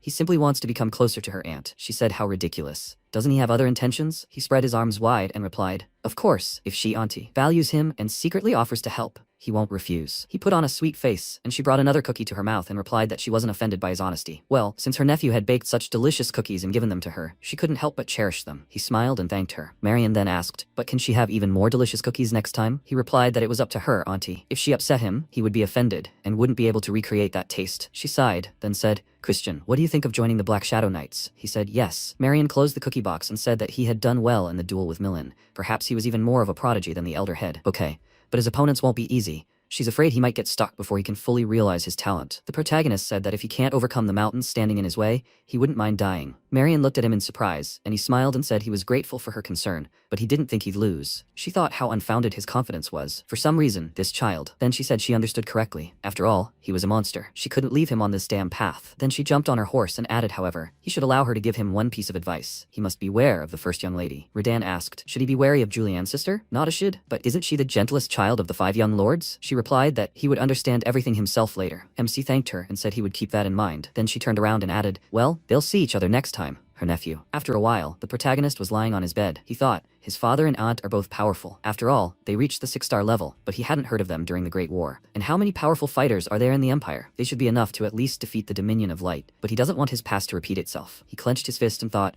he must become stronger. A month later, MC entered Redun's office and asked, did he call him father? He looked up at him and replied, yes, he has something to tell him. He should wait. Has he already reached the 2-star level? The protagonist looked at him, adjusting his hair. He thought, such a result in just a month. Then the protagonist spread his arms out to the sides and asked, why is he surprised? He promised, right? By the way, why did he call him at such a late hour? Is it really something important? He rose to his feet and replied that he had received word from the main family. He had presented him and Turn as candidates for the sacred dark rite, but they had only approved Turn. He sighed and added that it was because of his frivolous spending, debauchery, drunken destruction of property, and even theft. And it was all true. He clenched his fist and expressed indignation. But how dare they look down on his son? The protagonist asked if Viscount Langham had made this decision. He replied that it was not so, but the Viscount had nothing to say after Ashid's misdeed. They said, Loin de Baron. He is a direct descendant of the main family and the star of the upcoming Sacred Dark Rite. The Sacred Dark Rite is a ritual during which candidates embrace pure darkness from the negative dimension. Since the supply is limited, candidates engage in a duel to the death to determine the pecking order. Candidates who rank higher take more darkness for themselves. Ultimately, this plays a huge role in the selection of the young lord among the candidates for the clan's successor. If Loin wins and analyzes the darkness, he will become the 6th young lord, and achieving his goal will be more difficult. Then, Redden stepped forward and told him not to worry. He would talk to them again, and if all else failed, he would even ask Marian for help. The protagonist held out his hand and said no, that wasn't necessary. He would figure it out himself. His father placed a hand on his shoulder and said, Christian, he knows he has talent, that he has changed, but he can leave this matter to the adults. The protagonist smiled and said that he appreciated his feelings, father, but he had his own methods. Redan asked if he already had an idea. The protagonist replied that he did. Are there any children of Count Tyraman among the participating branch families? He replied, yes, the 3rd son of Count Tyraman will be there. Then he shouted, that scoundrel took Loin's side, declaring that he has no right to participate in the Sacred Dark Rite. He's just a magician who can only control demonic creatures. MC thought, he's a caring father. Then he said, he asks you to calm down, father. He just needs to prove his point. The Tiermen are supposed to be hunting the Black Pill soon. He'll be participating as a shepherd. After a while, Marian spoke up, the clan leader, as ordered, personally checking on Christian. Philip, sitting on the throne, crossed his legs and asked, what is he like? She replied, unlike the others. He twirled his cane in his hands, saying he found it hard to believe. The child he remembered was a brat who thought he was a genius, when in fact, he was only supposed to be a prodigy. Marian folded her hands behind her back and said that he was clearly not the same as before. He said, in that case, She believed that this child could fulfill his long-held wish, his cherished wish. That was why his father continued to live, even having renounced death with the help of heaven-defying magic. Marian lowered her gaze and said that she could not assure him, but he might be the closest to what he desired. He said, "Interesting. He believes that he will keep an eye on him. His participation in the upcoming sacred dark rite is unlikely, right?" She replied, "That was the general opinion in the clan. Will he interfere?" He replied, "That was not the case. He could not interfere over such a trivial matter. How can someone call themselves a ferocious beast without the ability to overcome such a minor trial?" Marianne said, "He may be a ferocious beast, but he is still a child. She believes that he should be given the opportunity to receive the darkness and fulfill his potential." Philip looked at her and said, "Marianne." He released energy, and she lowered her gaze. She thought, he was always like this, always harsh to those he placed his hopes on. Then he said, if she was willing to go this far, it meant she truly liked him. Bloodsucker. At that moment, Simon, the head butler of the clan of dark magicians, appeared from the dark aura. He put his hand to his chest and asked, "Did he call him, my lord?" He asked, "Did he hear everything, right?" He answered, "That's right. He just needs to watch this little bastard." "Young Master Christian?" He answered, "Exactly. He must report what he does before the sacred dark rite." Simon bowed and said, "Accepted, as he commands, my lord." Then he added one question. "Could he play a little prank while watching?" Marian was surprised. Philip, looking at his subordinate, told him not to be insolent. He stuck out his tongue, then dissolved into dark energy and said as he wished. Marian closed her eyes and thought, hoping this child would come through this safely. After a while, the protagonist looked out the window. He thought, thanks to his talent, he quickly reached 2 stars. But despite all his training, his stamina and dark energy reserves were already insufficient. He wouldn't be able to reach 3 stars in his external state. He needed the black pill to accumulate a large amount of dark energy in a short period of time. Tiramin, the masters of the black pill hunt, had accidentally started a feud with him. What luck. The problem is, capturing the Karazo demonic beast doesn't automatically guarantee the black pill. Instead, a special condition must be met. After a while, MC got out of the carriage, and Grantel ran up to him and said, "Young master, what brings you here today?" The protagonist asked,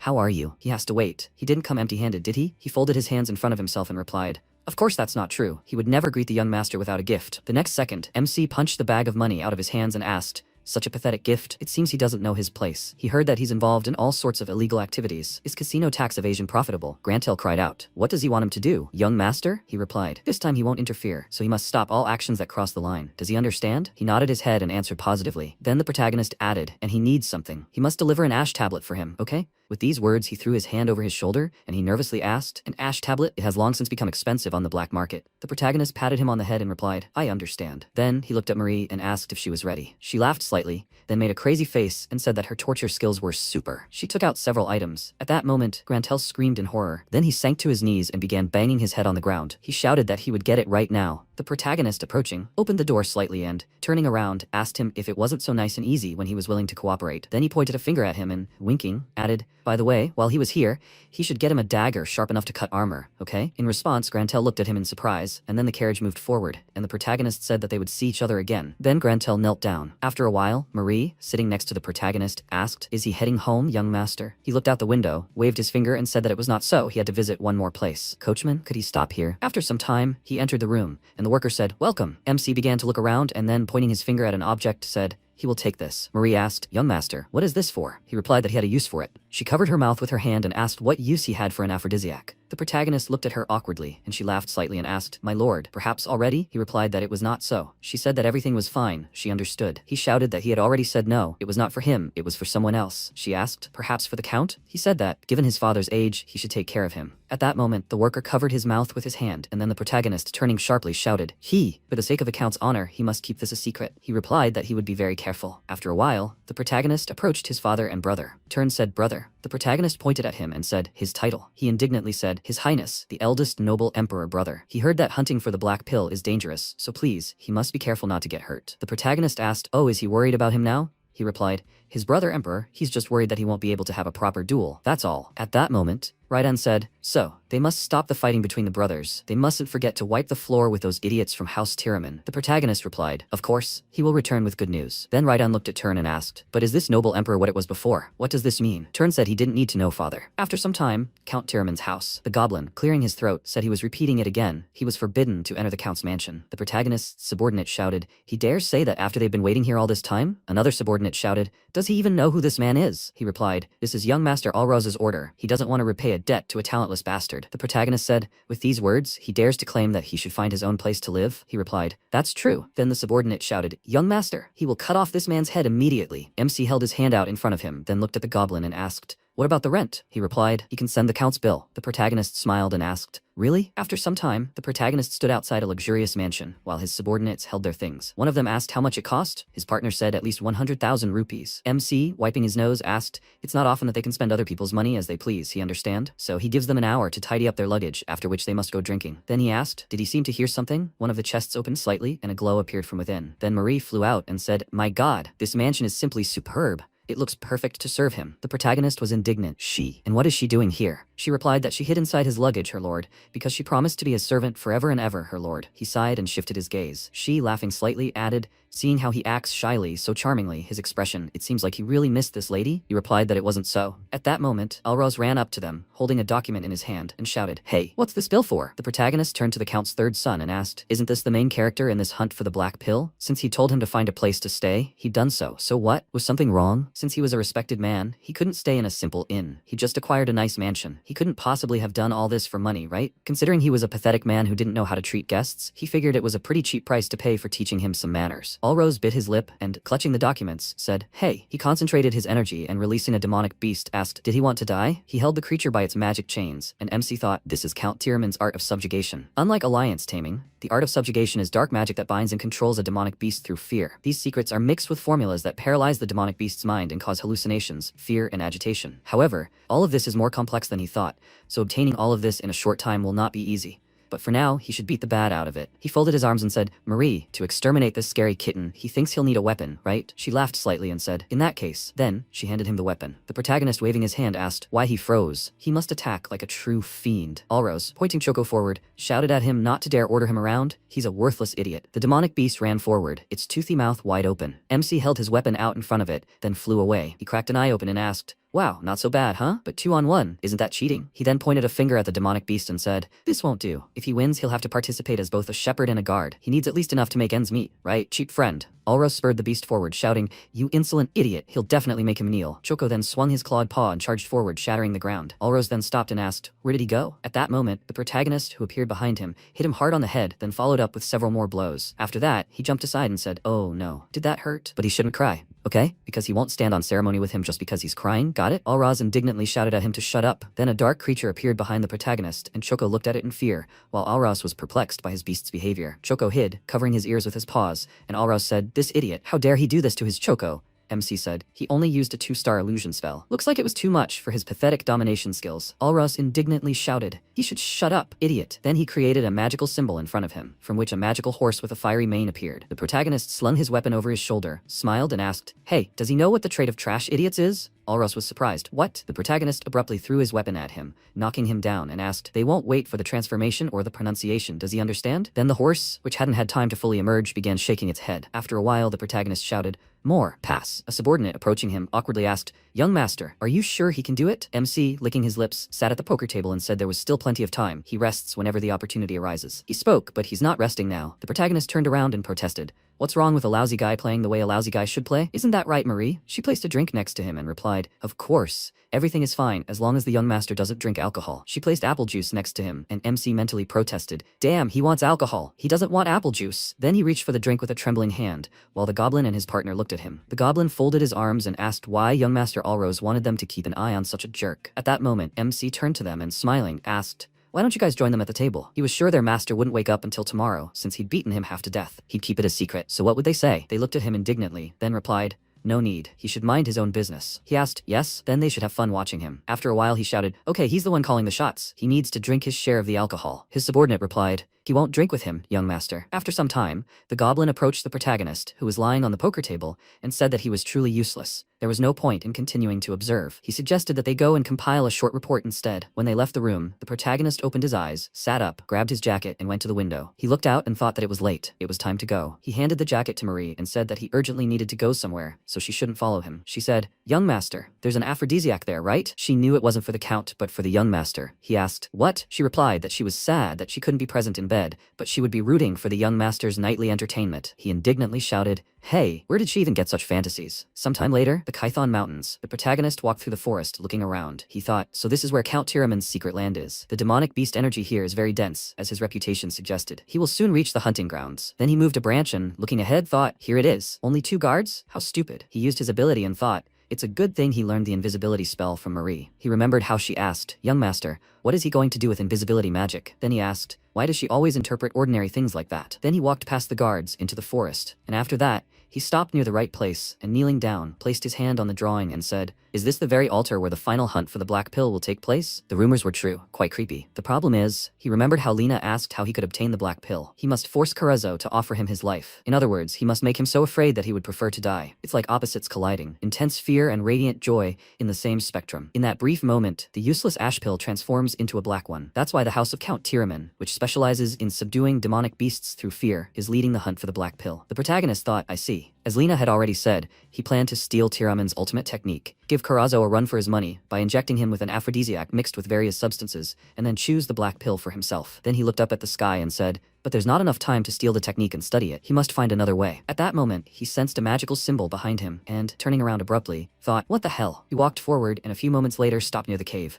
He walked inside and frowned, thinking what a powerful malice. He could tell at a glance that this was high-level barrier dark magic. Could this really be the Gehenna rift? Gehenna is the demon world. To think there was a rift connecting it to the human world. He walked forward, examining the magical symbols and thought, wait, what if he lured Carezzo here? He even had something to bait him with. He took out a bottle, then clenched his fist and thought, good, he can't wait to hunt. Then he headed for the exit, and at that moment, Simon, hiding behind his bat form, assumed his normal form and, descending from the ceiling, said that he didn't expect this little idiot to be so interesting. Not only did he beat up the brat of the Tiraman family, he even made his observers let down their guard by acting like a jerk and secretly infiltrated the forbidden area. He was up to something. This made him want to play an even more terrifying trick on him. He then walked forward and paused, then directed his hand toward the magical symbols, releasing a few drops of blood onto the floor with the magical symbol. At that moment, a voice asked, "What are your wishes, Defiler?" He extended his hand forward and licked his lips. After a while, Alros slammed the flag on the ground and his subordinate stood behind him. At that moment, the protagonist looked at him and asked if he thought he was acting too tough for someone he had beaten. In response, he indignantly shouted at him to shut up. He was the one showing off. He noticed that the protagonist had his hand on his sword and asked why he brought a Grudane. He didn't even know how to use one. He replied that it was more effective than a club. Did he want to try it? He replied, "Anyway, shepherds, forward. They must lure Carezzo to the altar." They shouted,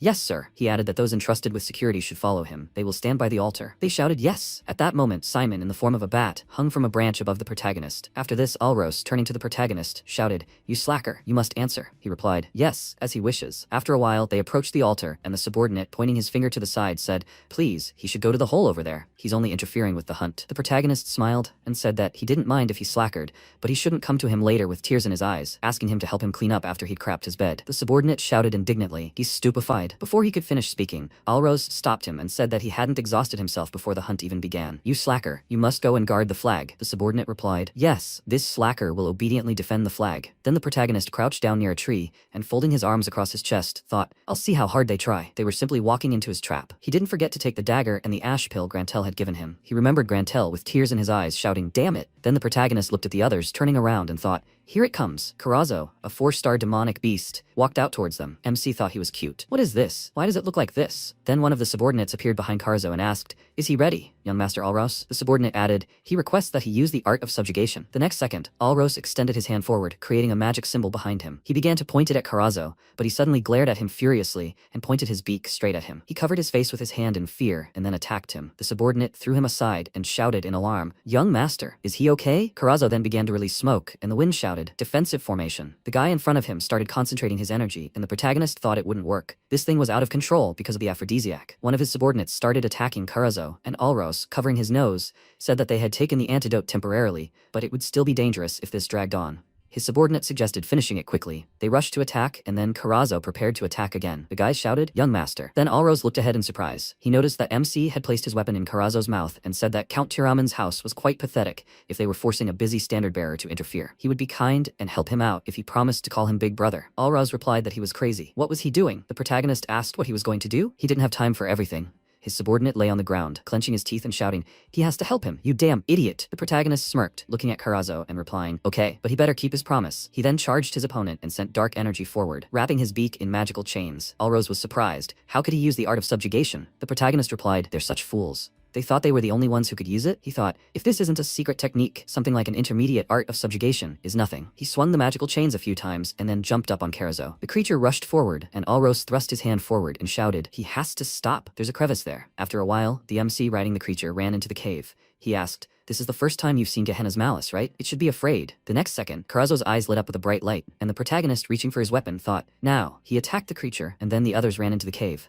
And Alros shouted, hey idiot, is he okay? This is a very dangerous cave. They need to hurry. The protagonist, sitting next to the creature's body, turned around and told him not to be such a weakling. But what should they do? He held out a pill and said, it turned out it wasn't a black pill, but an ash pill. The subordinate shouted, damn it, what is he gonna do with this? If he hadn't intervened, this wouldn't have happened. Then Alros said, enough. He scratched the back of his head and then awkwardly said, well, thank goodness he saved his subordinates. Thanks to him, they made it out without serious injuries. The protagonist felt a little uneasy now, even worse because he'd switched the black pill, but he still had to do what he had to. Then he pointed a finger at him and told him to call him Big Brother in that case. Alros shouted indignantly, what? The protagonist chuckled, so he won't keep his word? He replied that he'd never made such a promise. He was 2 years older than him. The next second, a powerful pressure appeared around him. The subordinates fell to the ground, and they said, young master. Alros was surprised. What's going on? MC looked away and wondered, could it be? The next second, the demon said, it's been a long time since he's seen a toy. The protagonist thought, a demon from Gehenna. Then Alros held his sword in front of him and shouted, hey, he has to run. He's an outsider, so he has to save himself. The protagonist then looked to the side and noticed a bat. He grabbed his weapon and then threw it at the bat. Simon noticed his portals starting to disappear and wondered when he'd noticed. He'd planned to stop the demon by observing for a while,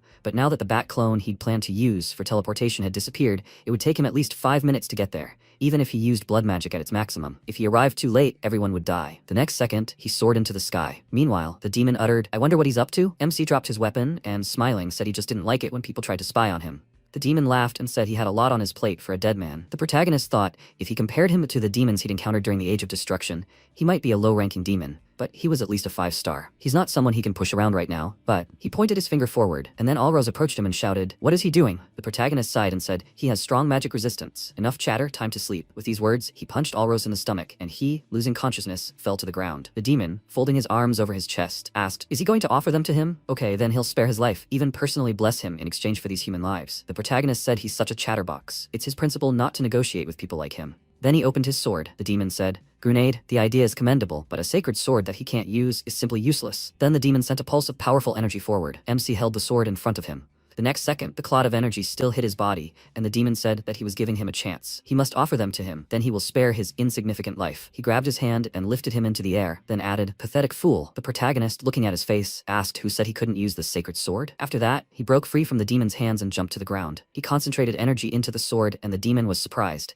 How could a fiend like him use the power of light? The protagonist asked, did he finally feel that his life was in danger? The demon began to concentrate energy in his hands and shouted, like this, how dare he? He will kill him. He concentrated a sphere of dark energy. MC used light that cuts through the Dead Sea. He sent it forward, cutting the sphere of dark energy. The demon was surprised. This can't be. Then the attack hit him too, after which the demon fell to the ground. The protagonist thought he must have pressed too hard on his body. After that, he fell powerlessly to the ground. He remembered Evan asking, what? Saw his light splitting the Dead Sea and did it again? Chris, swinging his sword, replied, well, sort of. Yeah, right? He shook his head and said it was definitely unusual, the light splitting the Dead Sea. It literally means a single flash of light that splits the Dead Sea. But that's ironic. Despite using this sword technique, he failed to become the light of the Mayor clan. But Chris, he will definitely become the light that will save the world. In the present tense, Mapina said, interesting. She introduced herself. One of the subordinates ran into the cave and shouted, he found them. We need to start treating. We need to bring the potion. Mapina said, the first place of the 7th kingdom is Gehenna. She looks forward to his actions in the future. Sometime later, the estate of Count Tiraman. MC sat up in bed and sighed, saying, his head. To think that he lay here for 2 whole days. Then he scratched the back of his head and thought, however, it seems his body is fine. Black pill. He reached for the nightstand and thought, great, it's still here. Anyway, was it Mapina? He opened the pouch and thought that he received unwanted attention. Sometimes fiends who stand out early receive the demon's blessing and can level up quickly. But why should he care? This is what the bad guys get. He glanced away and thought, the 7th world couldn't even be that high level. After a while, the Count, the patriarch of House Tiraman, approached him and, smiling, said, Christian, he heard you woke up. How is his body? The protagonist sat up and greeted him. He replied that everything was fine. He didn't need to get up, he just needed to listen. The protagonist looked at him in surprise, and he said that yesterday they organized investigative teams and checked the cave. It seemed someone had tampered with the magic circle sealing the entrance to Gehenna. Fortunately, it seemed to be a reverse summoning. But however fleeting that moment was, it was more than enough to kill everyone. The protagonist wondered,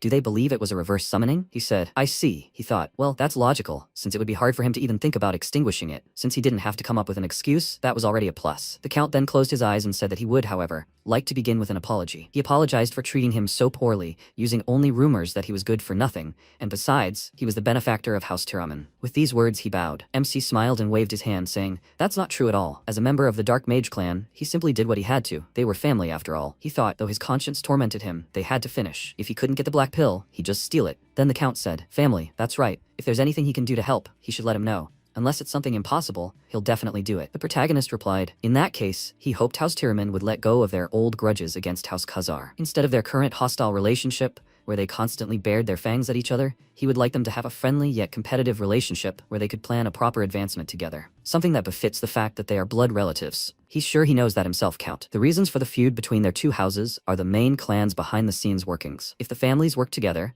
then from the main clan's perspective, they might feel threatened. This scheme is to keep them as simple guard dogs. The Count folded his arms and asked, was he proposing to rebel against the main clan? He replied that he had no such thoughts. He simply believed that they should not be swayed by what they believe is right. The Count noticed that he was thinking deeply. Then the protagonist thanked him for the praise and asked, would he then accept his request? He replied that for the first time in his life, he must contact the Count. No, Raiden, that brat. MC thought, right, if he combined their forces like this, they could create a much stronger front during the destruction. Then the Count hit Alrose on the back and, smiling, asked, son, what are you just looking at? He said he wanted to tell him something too. He sighed and said, yes. He handed him a pill and told him to take it. MC thought, an ash pill. Alrose added, when he woke up in the cave, this was lying on the floor. Since he showed no signs of waking up, he took care of it. The protagonist smiled and said, if he's so grateful, then he should give him more things if he wants them. He was indignant. What? Damn brat. Then the Count laughed and said, since he said he was so grateful, he gave him a gift. It's a summoning stone that can store a demon beast up to the 4th rank. The protagonist looked at the decoration and, surprised, thought, my god, this is an incredibly rare item. Then the Count added, and he will also make a report so that he can participate in the sacred dark ritual. He wishes him good results. MC thanked him for the gift and support. He replied, yeah, and then they turned to leave. He added, because he needs to rest. The protagonist looked to the side and asked, why doesn't he go out now? The next second, Simon appeared in front of him. He bowed and said, as expected, it was no coincidence that he found him.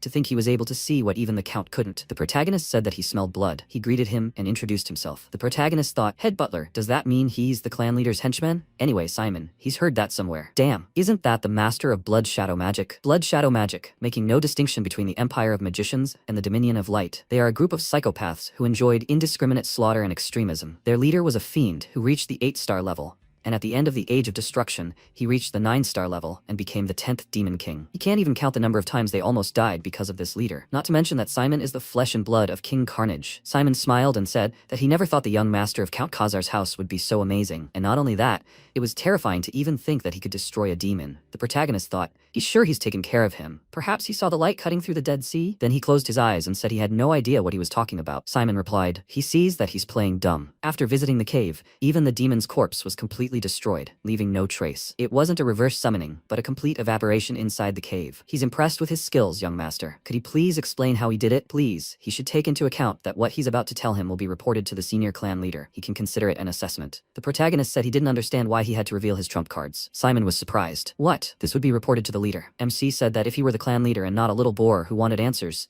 he would want a predator who hides his claws until the very end. Simon smiled and, folding his arms, remarked that he was truly an interesting person, young master. The protagonist asked, and more importantly, is he not going to apologize? He asked. For what? It's usually difficult to distinguish a reverse summoning from total destruction using only traces. That's why the Count misunderstood, thinking it was a reverse summoning. However, why does he think he destroyed it? The protagonist pointed his hand forward and said, it's simple. If you think about it, it's because he summoned him himself, the head butler. In the case of the demon summoning, when a clan member almost died, what would have happened if news of what exactly caused this chaos had reached the senior clan head? He replied, all right. He would take responsibility. The protagonist said it was fine. He offered to keep it a secret. He was surprised, but the MC said, instead, he should remember this. He owed him a big favor. Simon asked, did they have an agreement? He replied, it would be great if he decided to understand that this was the case. Simon said he understood. He would not forget the favor you showed him, young master. He was glad to meet him today. He hoped to see him soon. Then he disappeared and reappeared. He would count down the days until his arrival at the main clan. The protagonist thought, Simon is a person who will play an important role in the era of destruction. Therefore, it is imperative that he establish contact with him in order to change the future. Sometime later, Marie, while shifting suitcases, said that she had finished preparing to return home. The MC, looking in the mirror, said, good job. Then he opened the door slightly and was surprised. Alrost? He asked. Hey, is he leaving already? The protagonist pointed at him and told him to use his title. He was surprised. What? The protagonist sighed and said that he had turned a blind eye to it yesterday in front of the Count, but a promise is a promise. From now on, he must always call him Big Brother. Did he understand? He was indignant. He said he was 2 years older than him. The protagonist asked,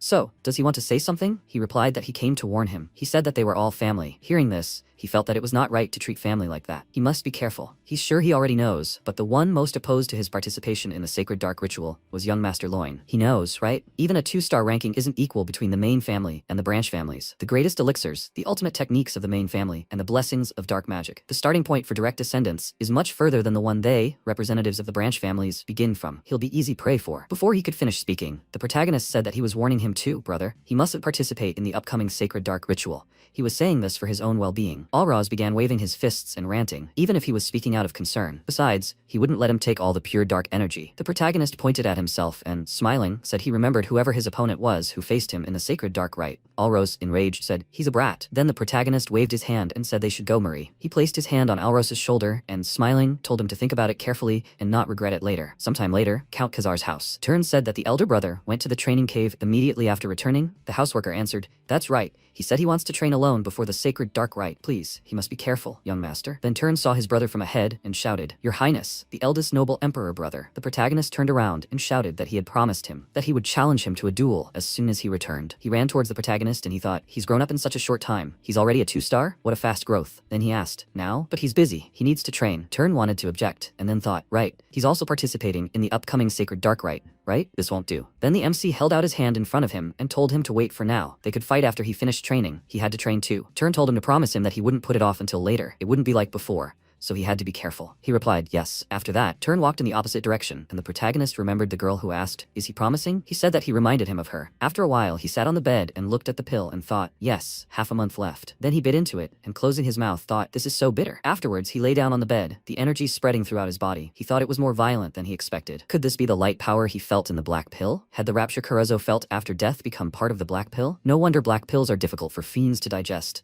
But that didn't matter to him. All that remained was the light power. Fiends usually expel this energy with the help of their master, but why should he let such a good thing go to waste? He would take it all into his light core. After a while, Eidolon said he could come in. A subordinate approached her and said he had the investigation report she had requested. He handed her a scroll and added that during the hunt for the black pill, there had been an incident in which a demon had been summoned, but it had survived. He apologized. The investigation had been delayed because he had had to look into that incident as well. She reached for the scroll and said, good work. He then bowed and said, if she has no more questions, he will be leaving, Lady Eidolon. Half a month later, Turn came to the door, knocked, and said, big brother, today is the promised day. The protagonist told him to come in. He looked at his brother in surprise. MC asked, he's been coming in since morning, right? He straightened his jacket and added, he probably can't wait to get punched in the face. Turn thought in surprise, what the? His dominant presence is an order of magnitude higher than it was half a month ago. He told him not to make fun of him. The protagonist said that if he so wanted to try his fist dish, he would grant his wish. But if he won again, he must refuse to participate in the upcoming sacred dark rite. Turn asked what he wanted to say. He replied, as far as he knew, the rite was a competition. Weaklings should stay away from it. Turn indignantly pointed his weapon at him and yelled at him to shut up and pick up his sword. The protagonist grabbed his weapon and said, he's so blind to the fact that he was simply showing brotherly concern. He thinks he needs to beat him until he understands. Then Turn jumped in to attack, and sometime later, he was lying on the bed with a bandaged body. Raiden, folding his arms over his chest, sighed and said, this time he went too far, Christian. The healer said he needs bed rest for 2 months.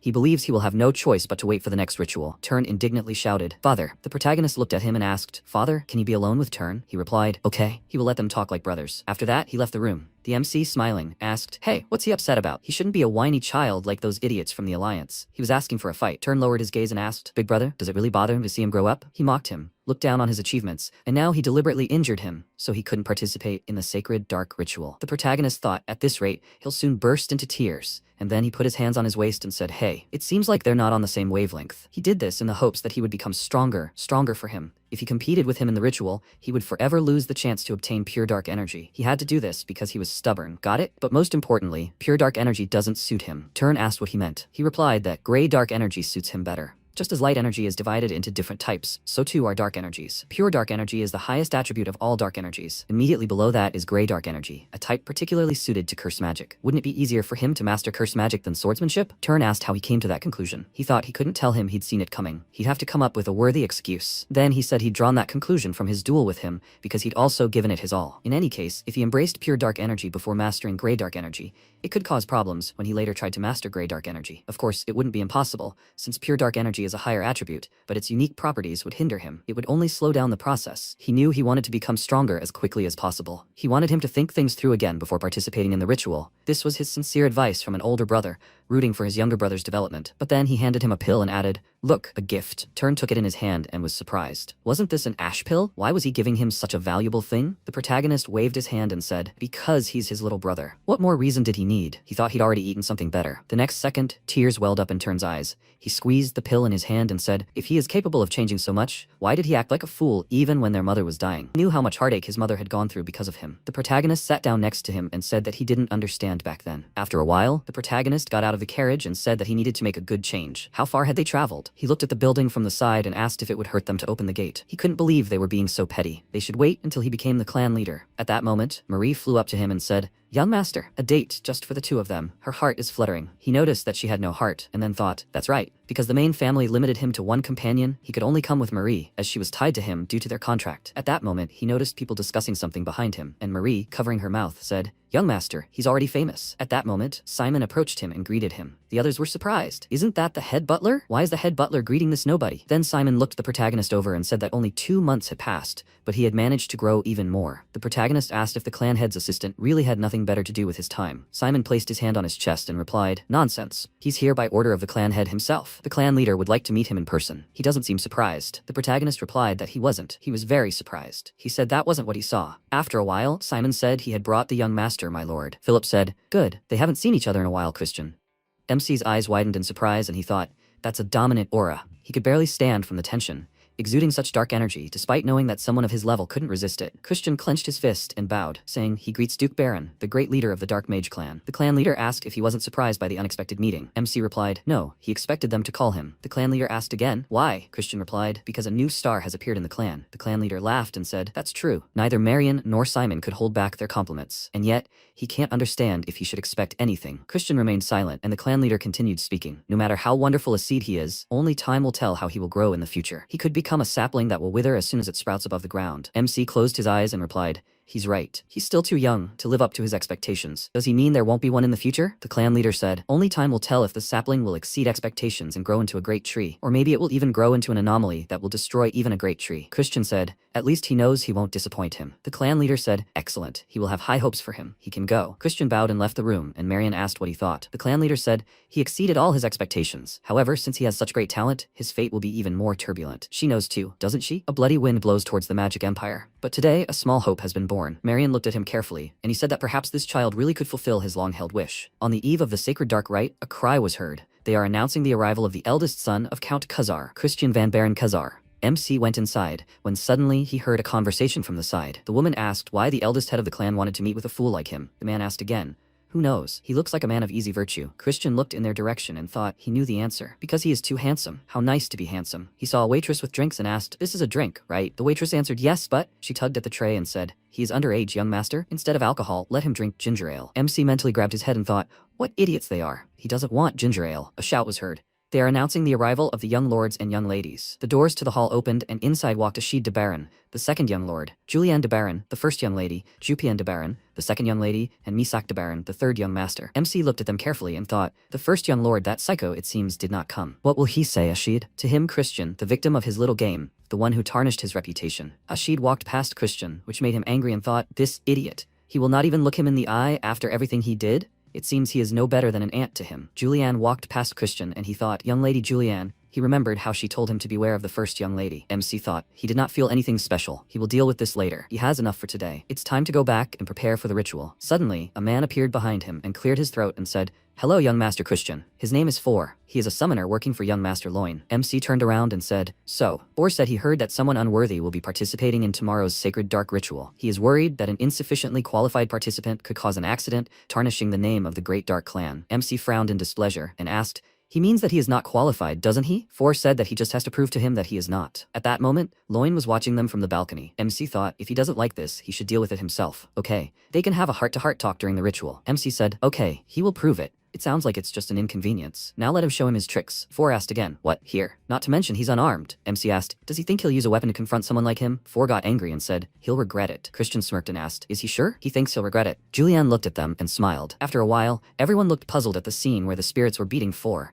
who was lying on the floor. MC was sitting on the back of one of the spirits and taking grapes from another's tray. The guy asked, what did he just see? So the summoner started by summoning evil spirits. Four stood up and ordered them to try to deal with the evil spirits he summoned, but these evil spirits instantly turned against against their summoner with a single gesture. How was he able to gain control so quickly? MC stood up and asked, was this the will of young Master Loin? How unbecoming for the direct heir of a dark magic clan. Christian looked at Loin, who was shaking with anger, and said that he should challenge him to a duel if he had any complaints. Loin frowned and said that this incident had nothing to do with him. MC said that even a fool wouldn't believe this lie, but he would believe him only this once. Faur sat on the floor and looked at him with fear. Christian invited Loin to meet again during the sacred dark rite. He frowned and thought, cowardly idiot. Next time, he would definitely teach him good manners. On the day of the sacred dark rite, everyone gathered in the hall. MC opened his mouth wide as he yawned, which attracted attention. Allrose asked if he wasn't the least bit nervous. He even made a fuss yesterday. Christian looked at him and asked why he came here. He even warned him not to do this, brother. Allrose asked how he could refuse the sacred dark rite. Is he a fool? Loin came down the stairs and MC clenched his fist and thought irritably. He, a young man, let him wait for him. A voice was heard behind them. Is everyone gathered? He is Sebastian, the second butler, in charge of the main house. Now he will lead them to the sacred place where the sacred dark ritual will take place. Everything around was covered in mana and a huge staircase appeared in the floor. Allrose asked in surprise, is this underground? MC thought no. Is this an illusory art, materializing in imaginary space? Sebastian began to descend the stairs, when suddenly everyone shouted, they need to hurry, he is leaving them behind. After a while, everyone descended behind Sebastian, and the girl said, this is strange. Didn't they go underground? They were walking along the hills, and they asked, so why is there such a steep slope? Everyone looked tired, and Sebastian with a smile on his face asked them to hurry. The earth cannot support them forever. Two guys flew down and screamed loudly, and the girl turned around in fear. The guy screamed, what the? Sebastian smiled and said, since they are late, he will now speed up. He moved forward very quickly and swiftly, and a moment later several more guys flew down. Loin turned around and thought mockingly, they are losers. They can't keep up with them? These unworthy parasites don't deserve it. He widened his eyes in surprise when he saw MC in front of him. He thought, how? He didn't even break a sweat.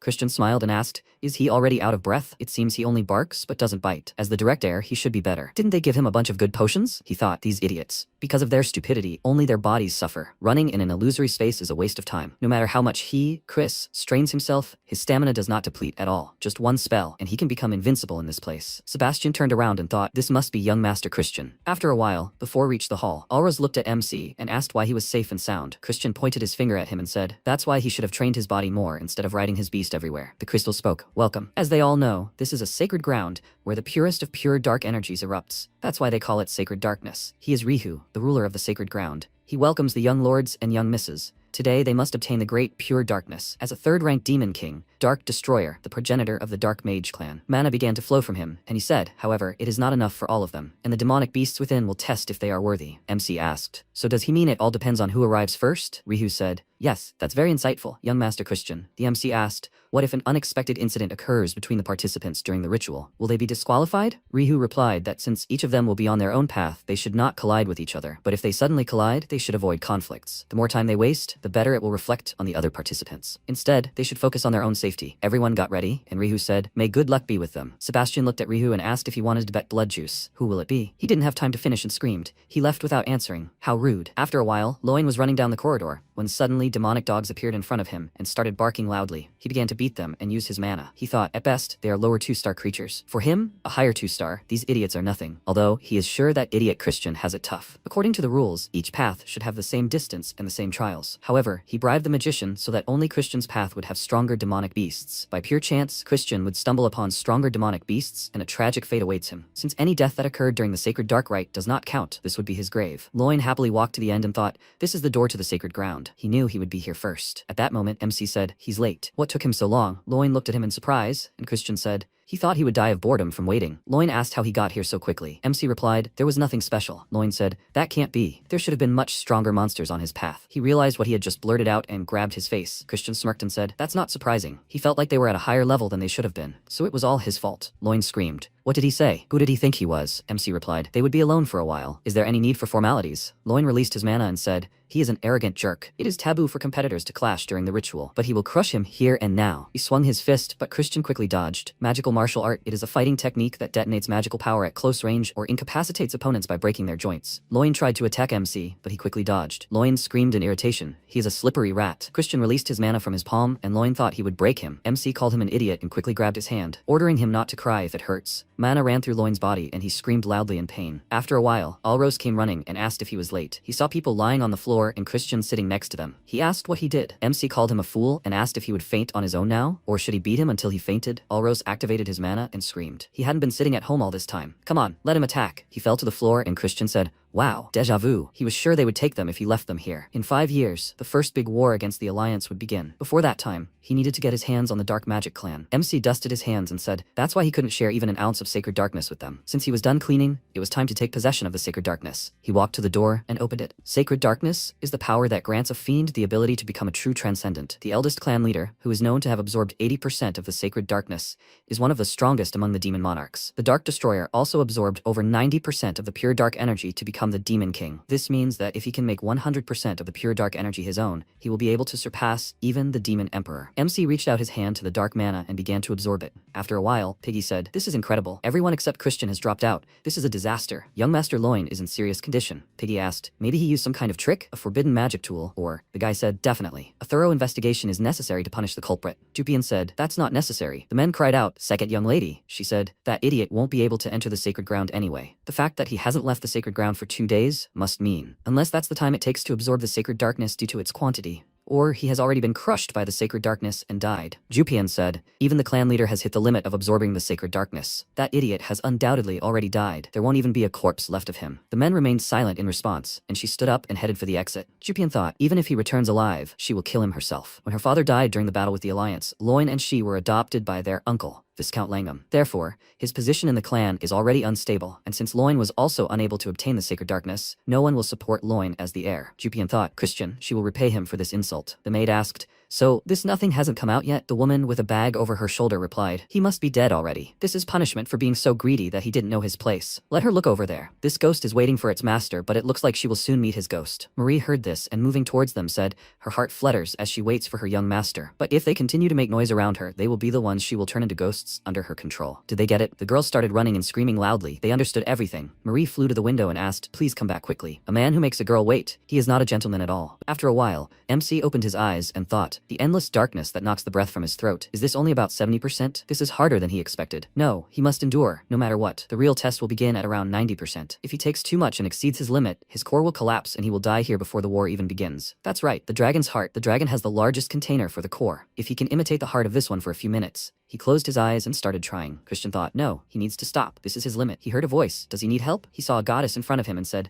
Mapina. He wondered how a demon ended up in this space. The power of demons is to communicate with the darkness. It's no problem for him. Mapina said so she can help him in this case, without any conditions. MC asked why. Mapina laughed lightly and said, it's just a passing whim. Here, let him take her hand and let all the sacred darkness into himself. A week later, the clan chief sat on the veranda and spoke. He could hardly say he was still alive since there had been no news so far. Marion frowned and thought, such reckless greed. Why would that be? Simon said. Viscount Langham, the acting chief, also agreed with him. He wants to close the passage to the sacred ground as soon as possible. Will he give the order? The clan chief nodded and said, terrible youngster. He wants to check on the old man. Bloodsucker. Do he think that reckless child is still alive? Simon said, well, he would say the chances are close to 0. But isn't he an interesting young master? The clan chief frowned and said, one day, let him tell him not to close the door for another day. Simon replied, as he commands. MC's heart exploded, after which Mapina extended her hand to him and said, quickly, let him take her hand before it's too late. Christian said, he refuses. Mapina said, he's a fool. He should know very well that humans aren't allowed to do more than they should. MC screamed, really? It seems she forgot something. They're in a conceptual space right now. A bright flash appeared around MC's body,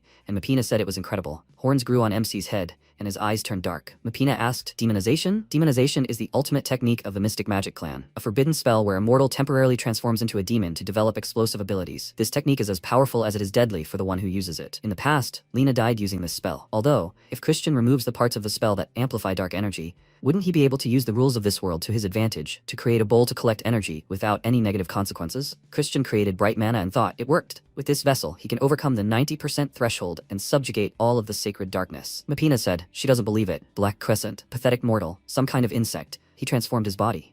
What is he? MC asked again. Didn't she know? He's a genius. She can stay here, and he went. Mapina watched him go and laughing slightly, said, they'll see each other another time. MC disappeared into a crack in space, then gave her the finger and ordered to get lost. Mapina clearly wasn't expecting this, and Christian emerged and asked if he looked crazy. Why would he meet her again? What a noisy demon. He looked around and asked, so?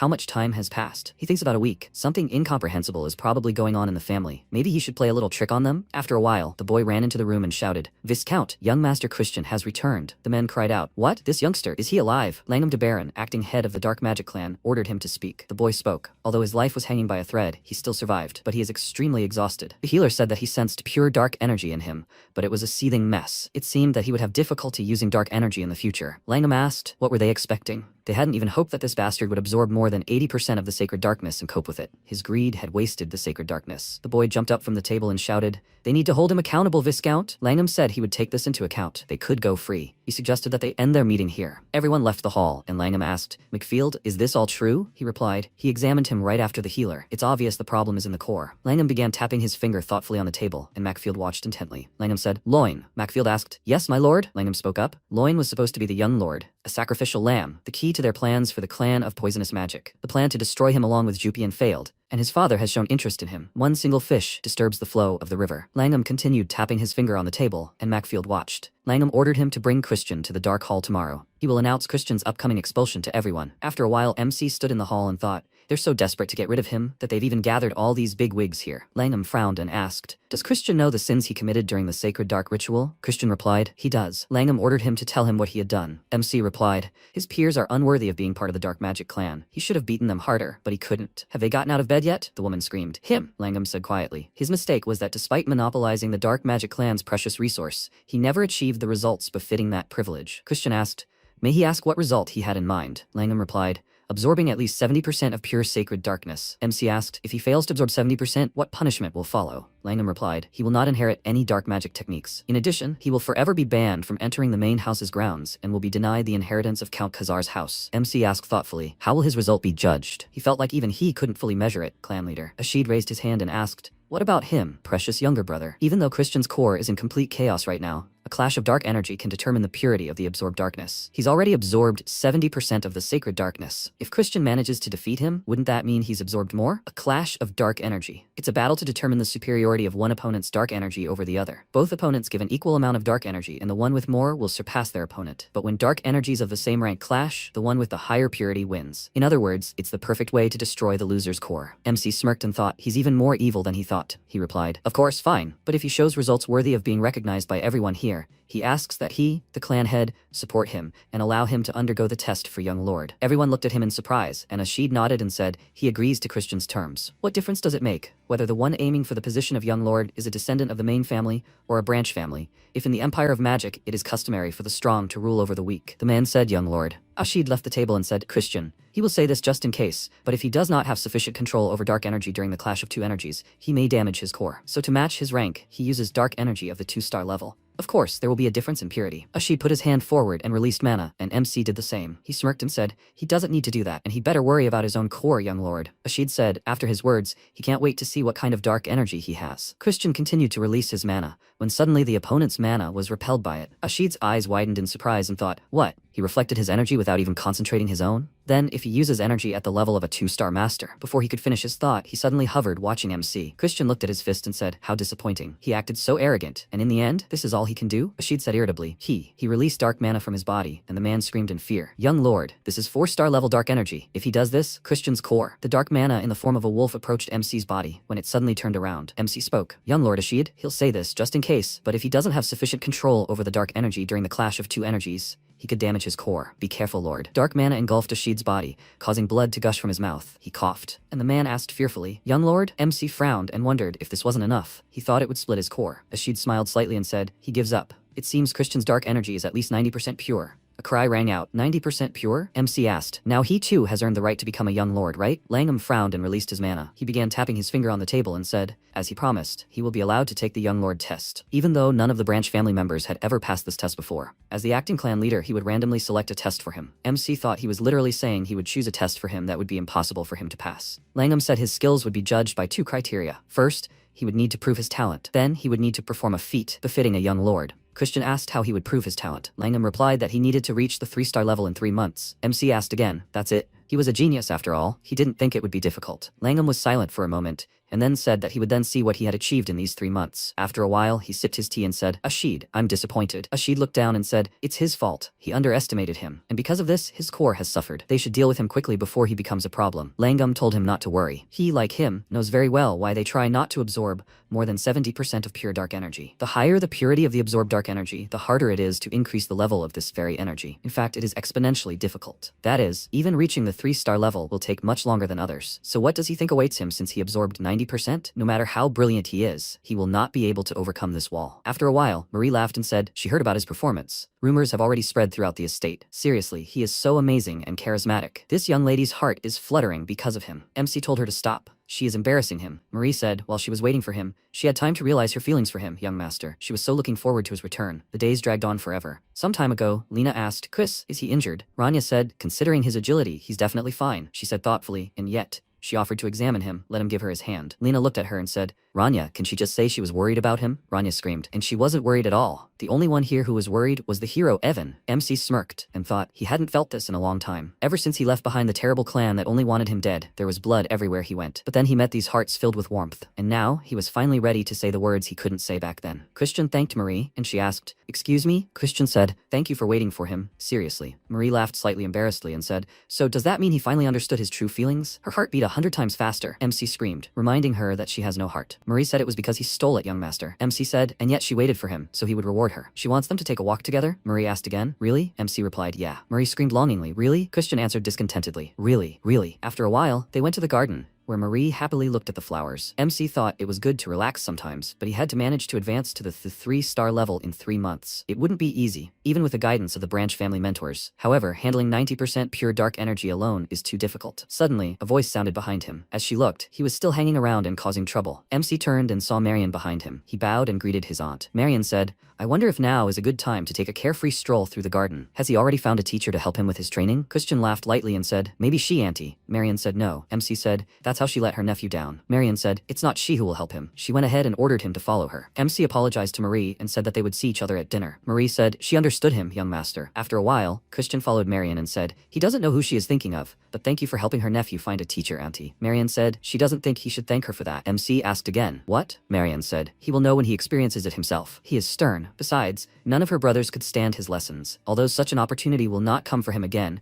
so let him work hard and not disappoint him. They left the room where the guy met them. MC looked at him puzzledly and said, auntie, it seems this child is lost. He approached him and asked, kid, where are his parents? The guy looked at him irritably, and MC said, they are joking. Marion displeasedly told him to show respect and say hello. This is the incarnation of the clan head. MC greeted the clan head, who looked at him and thought 90%. No, even more. He said, his achievements are impressive. Christian said, thanks for the compliment. The clan head said, however, he should know that it was stupid. He knows, right? MC replied, well, of course. The clan head said, as a person who has reached 80% of pure sacred darkness, he faces obstacles much more difficult than others. Even their ancestor would never have been able to reach the stage he has reached without the grace of His Majesty, the Demon Emperor. He can't even imagine the obstacles he will face along the way. Therefore, if he so desires, he will return some of his pure dark energy to the ether. With his talent, he can handle 80% of dark energy. Anything beyond that is already greed. MC interrupted him and asked him to allow him to be frank. He would like to ask him one question. Clan leader, in his opinion, why has the dark magic clan become so weak? Marion shouted in displeasure. Christian, what is he doing? MC continued speaking. Although they may not be at the level of the mystic magic clan or those called heavens above heavens, they are still considered the weakest clan of the 12 noble clans. The clan leader asked, he says there's a specific reason for that? Christian said, the dark magic clan has certainly prospered more than their previous generations, and all thanks to his achievements, clan head. However, other demons say that they, the members of the dark magic clan, are no longer what they used to be. There's one reason for that. The fact is that they lack people of the absolute stage, those who wield power above 8 stars. The clan head looked at him in surprise. In the future, when the Demon King Carnage attacks the Dark Magic clan, Nordian will already be dead,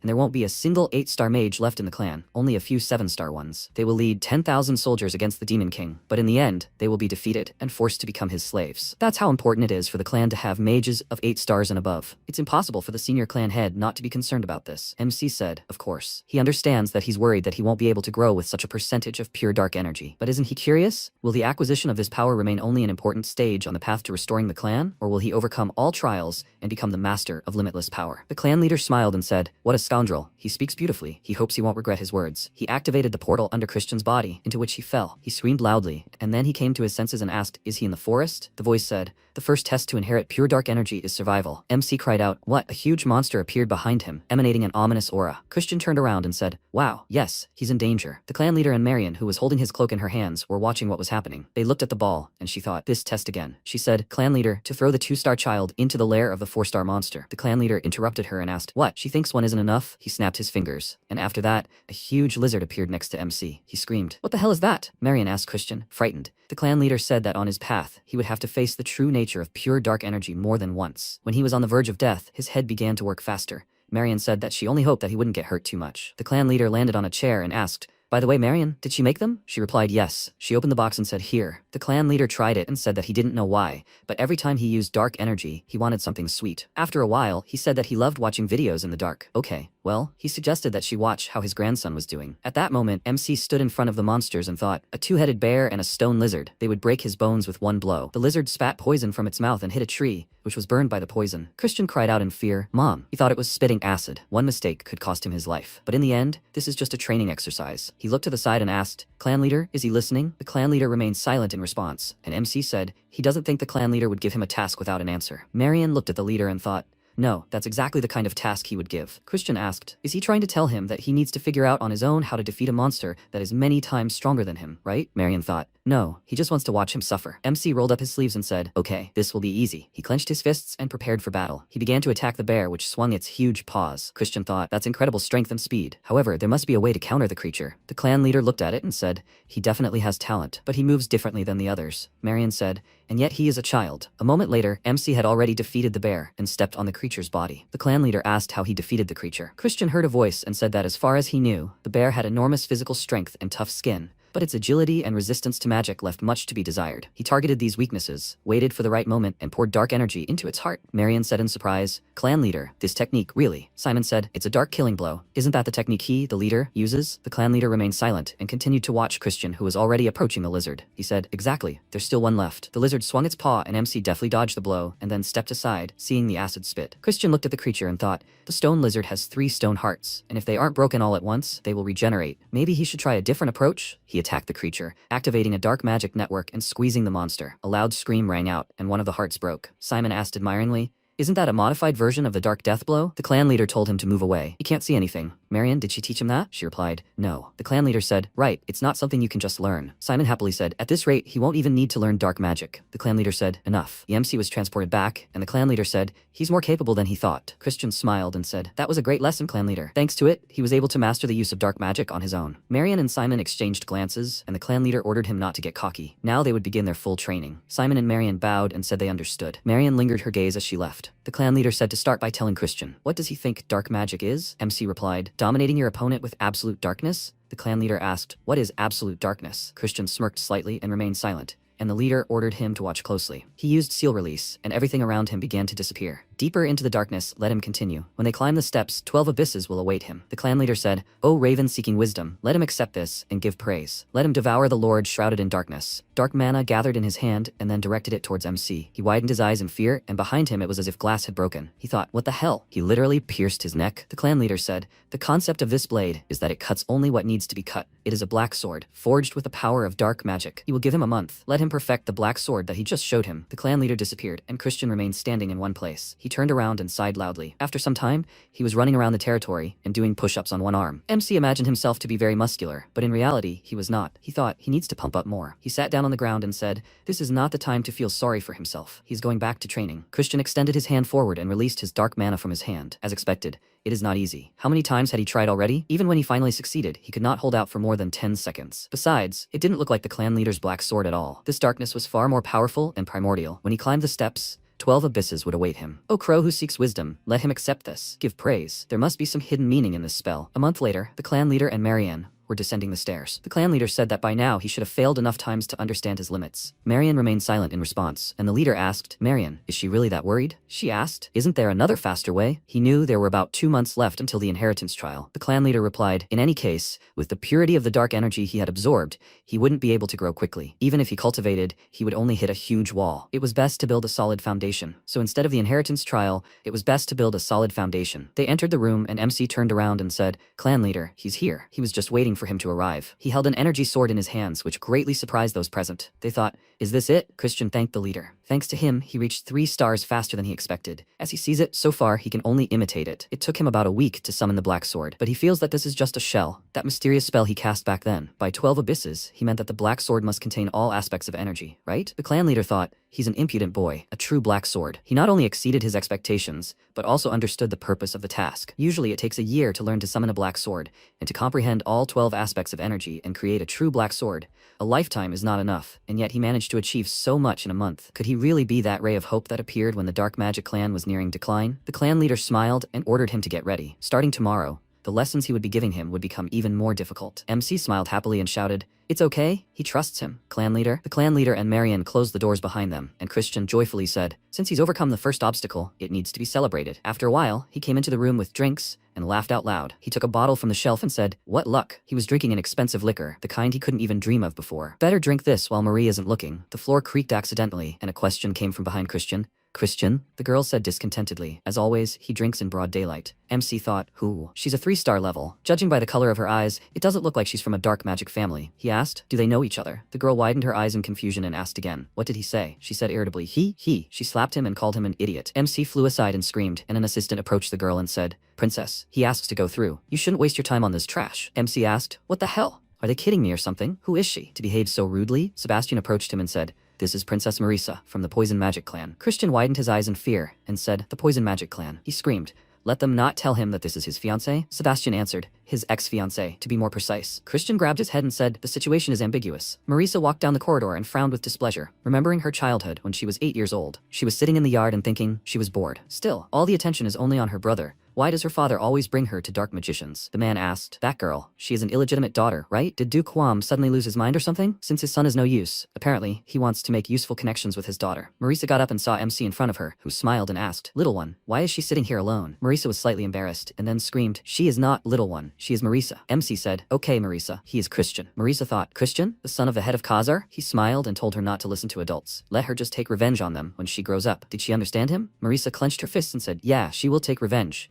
She will become the strongest and will crush into dust everyone who looks down on her," Christian said happily, "and she is ambitious. This is the true spirit of a dark mage. She will become the strongest, so he had better stay by her side. And now, the future strongest lady, will she allow him to show her the estate of the dark mage family?" Marisa blushed slightly, looking at his outstretched hand. She placed her palm in his and said, "Okay." For now, Marisa shook her head and decided that all of that was in the past. Even if the marriage was arranged only to keep peace between the two families, the future she once dreamed of, and for which she could not sleep at night, that foolish version of herself was no more. The guard struck the floor with his spear, after which the doors opened and Marisa entered the office. Langdom said, "Welcome, Princess." Marisa said, "They have not seen each other for a long time, Viscount." He asked, "What brought her here?" Marisa said, "As far as he knew, a relic appeared in the neutral zone between the territories of the two families." Langham answered, "Correct. And what are the Poison Magic Clan planning to do with it? They took the relic last time. Are they planning to yield to them this time?" Marisa answered, "No. If he were in her place, would he yield?" Langham asked. So she was proposing a fair competition? Marisa answered, "Yes. Let each family send a team, and whoever finds the relic first will get it. But the team should have no more than 10 mages, each 3-star level or lower." She asked, "To avoid direct conflicts between the families?" Langham answered, "Yes. If they don't suffer serious losses, the only winners will be their enemies, especially considering the current instability in the domains of the 4 kings." Langham knocked on the table and said thoughtfully, "Very well. He accepts the terms." Marisa was surprised by his answer and wondered why he agreed so easily. This is suspicious. Langham said, however, he wants to add one more thing. If the Poison Magic Clan breaks the agreement, they will take not only this relic, but also the one they had previously obtained. Marisa asked, "And by breaking the agreement he means?" Langham replied, "Using underhanded tricks to sabotage their team. After all, traps and ambushes are their specialty." Marisa said, "That won't happen. They accept this condition." Langham said tensely, "Excellent. Will the princess personally lead the Poison Magic Clan's team?" She replied, "That's the plan." Langham said, "In that case, he's eager to witness the power of the famous young 10,000 poisons." Marisa nodded and said, "Wonderful. They will be waiting for the Dark Magic Clan's team on the day of the expedition."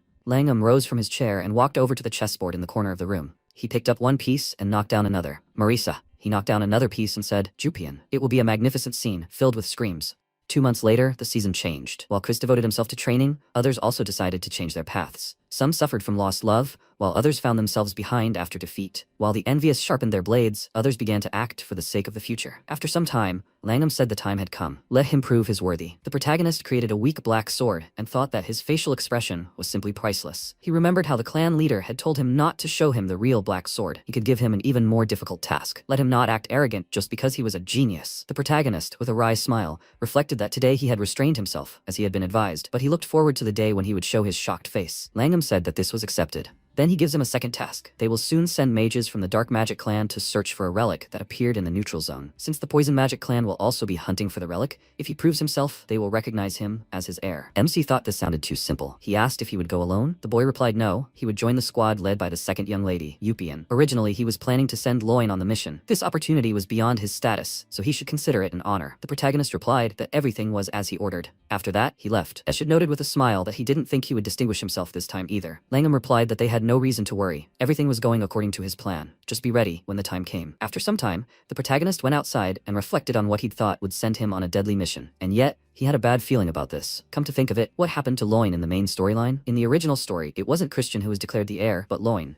But he'd never heard anything about what Loin had done during the Great War. At that moment, Rania asked in his subconscious, does he want to know? Then let him keep combing her. If he stops, she won't tell him anything. It was the incident with the demonic amulet. A conflict over a relic between the dark and poisonous clans. This incident was largely unknown. Although the entire dark magic clan detachment was killed during that expedition, the poisonous clan also suffered significant losses. For unknown reasons, both sides remained silent. Remarkably, this incident became the seed of disaster. He wondered why. Rania explained that Nordian had died at the hands of his son, Viscount Langham. Without his death, the bloodthirsty Demon King wouldn't have defeated the dark magic clan so easily. Ultimately, the incident with the amulet had precipitated the onset of an era of destruction. MC wondered if the dark magic clan's squad had been wiped out. So, instead of Loin, he would be on the death list. As expected, this wasn't an ordinary test. This was Viscount Langham's plan. However, it was dangerous to act without solid evidence. He was only a 3-star. He wasn't sure he could do anything right now. Still, he had better be prepared. First, he needed to get out. Suddenly, Yupian called out to him, asking where the brat was going. The protagonist inquired if he needed to report, and where he was going. She replied that she had heard he had joined the search party. She doesn't like it, but he's replacing Loin now. MC asked with a smile, so he won't have to do anything, right? He's still an idiot who can't do anything right. Yupian threw her blade angrily at him, but the protagonist, watching the attack's trajectory, didn't even flinch. After that, he remarked that that was enough for a greeting. And since they apparently couldn't stand each other,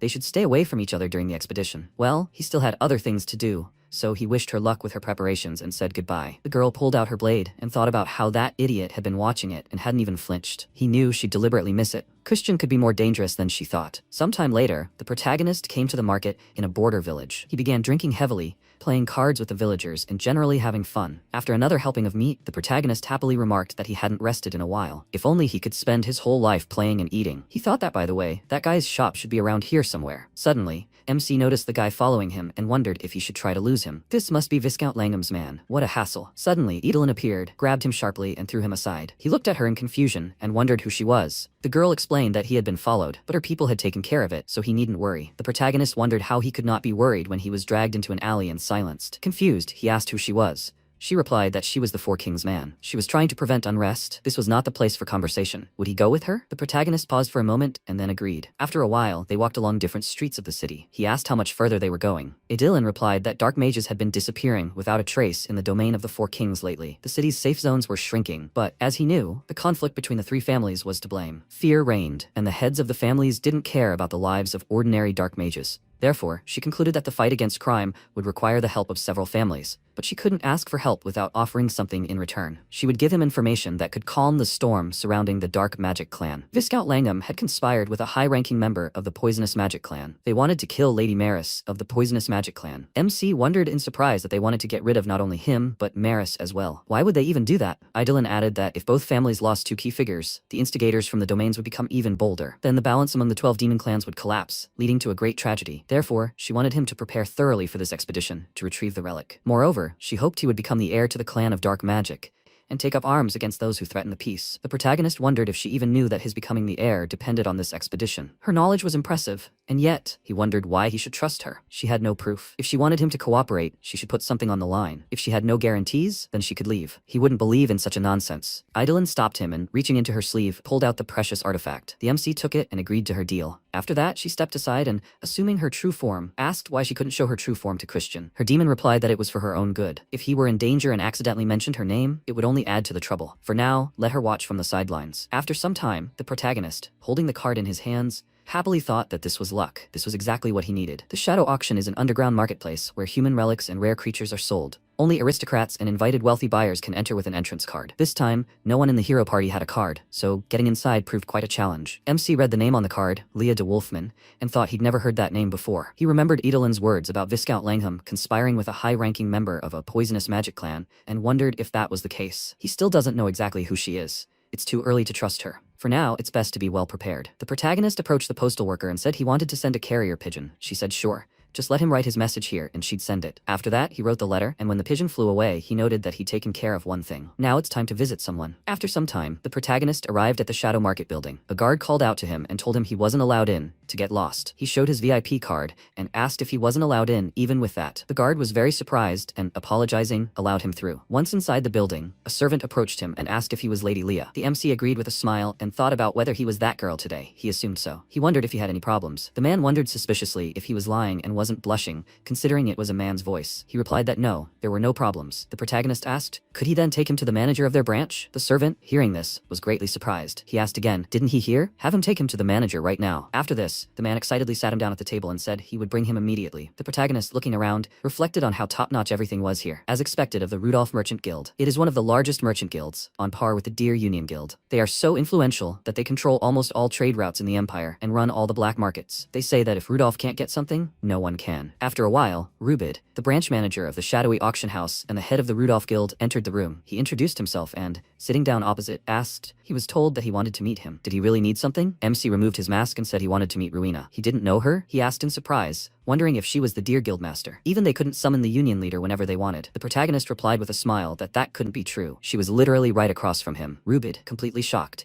asked what he was talking about. He wondered if he wasn't mistaken. Was it the relic's power? It seemed quite convincing. They would see each other often, so why couldn't she just stop pretending? A moment later, Rowena assumed her true form and asked in surprise how he knew. The protagonist smiled, thinking that she had often played tricks on him in her past life. Of course, he had repaid her a couple of times later. He wondered if she wasn't ashamed to use such a vile relic as the Rudolph Guildmaster. Her disguise was weak. The girl looked at her mask in shock and said that couldn't be true. MC smiled, thinking that he was bluffing, of course. How could he possibly ruin the effect of a real relic? He mockingly asked if her face was simply so large that the relic couldn't effectively cover it. Rowena replied that he clearly wasn't Leah either. Hasn't he been the talk of the magical empire lately? While rumors suggested he'd gain power and status, judging by his behavior, that wasn't the case at all. No one would blame her for kicking out someone who'd used stolen data to gain access to a members-only area. MC wondered who was threatening whom here. Did she really want him to spread rumors about a union rat doing business in the magic empire? Rowena paused and asked what he wanted from her. After a while, he emerged outside, completely stuffed with treasure. The protagonist happily declared that he'd gotten as much as he wanted after a brief squabble. It was all for the sake of saving the world. He mused that, of course, this wouldn't make them much stronger. Well, at least they'd be able to counter some of the Viscount's plans. After some time, the protagonist returned home. Upeen called out to him and asked where he was going. They were leaving the day after tomorrow. He should join the training. He replied no, he'd worked so hard today that he was tired, and he intended to be as useless as Loin. Why bother training? Let them work hard. One of the warriors was about to follow him, but Upeen stopped him, pointing out that he wasn't worth it. Let him leave him alone. She mused that if he didn't prove himself, it would be his own loss. Why was he acting so foolishly? Sometime later, the protagonist met Rowena again,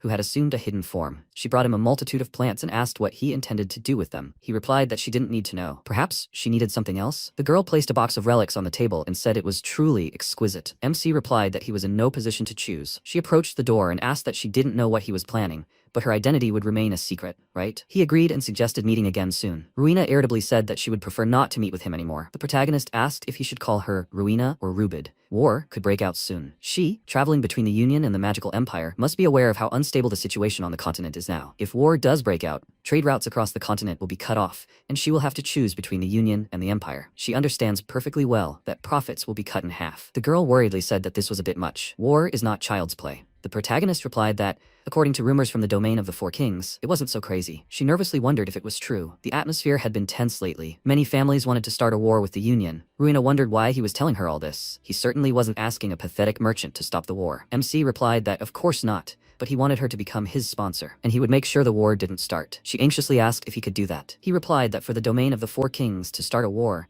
they would have to pass through the southern lands, where a dark family lived. But if he became the heir this time and prepared for war, they would have a chance to avoid the worst, and this was her only chance of preserving her income. So, was she in? Rowena thought about it. She could see in his eyes that he wasn't lying. Investing in him might be worth it. She shook his hand and warned him that if he betrayed her trust even once, their deal would be over. MC replied with a smile that he didn't throw words around. He reflected that, besides, he had more than enough reasons to exploit her. The protagonist happily bid her farewell and waved. After some time, he began preparing the ingredients and said that even if a high-ranking poisonous magic clan was involved, he'd better prepare an antidote. He hadn't done that in a long time. He hoped he'd succeed. He remembered how at the House of Noble Healers, Ella, the 26th head of the House of Noble Healers, had said the fire was too weak. He should fan the flames more. Hadn't she told him that the herb's effects only manifest with a strong flame? The protagonist told her to stop nagging and lie down already. He reflected on the first time he met her on the battlefield during the First Great War. Although she was young, she had no choice but to go to war, because the Demon King had wiped out her clan. As the House of Noble Healers was the best among the 7 great healer houses, it must have become a thorn in the Demon King's side, and she too had failed to escape his blade. Ella said that no matter how she looked at him, he was a strange guy. He managed to recreate their clan's elixirs from a single, imprecise description. Why had she only just met someone like him? MC wondered why only the House of Noble Healers was considered holy when its leader was barely able to stand. Ella told him to stop arguing. The only reason she was still alive after meeting the Demon King was her knowledge of medicine. She couldn't just sit back. In this hellish world, there wasn't a single place where people weren't writhing in pain. It was tragic that the line of the House of Noble Healers had ended. The protagonist said there was nothing more useless than clinging to the past. He should focus on getting better. Ella gestured to the book and told him to look. This book contained the secrets of their clan's arts. Only a fraction had survived the war, but she begged him to accept it. Afterwards, she began coughing violently. The protagonist replied that she needed to rest now. Ella grabbed his hand and said she had a request. He should take care of those who were suffering in her stead. If he swore to fulfill this request, she could pass away in peace. So what? He asked if he could call her master from now on. The girl smiled and replied that he could call her, the one who could not be a full-fledged teacher, master. It seemed she had chosen the right student after all. From this moment on, he was the 27th head of the Noble Healer House. After some time,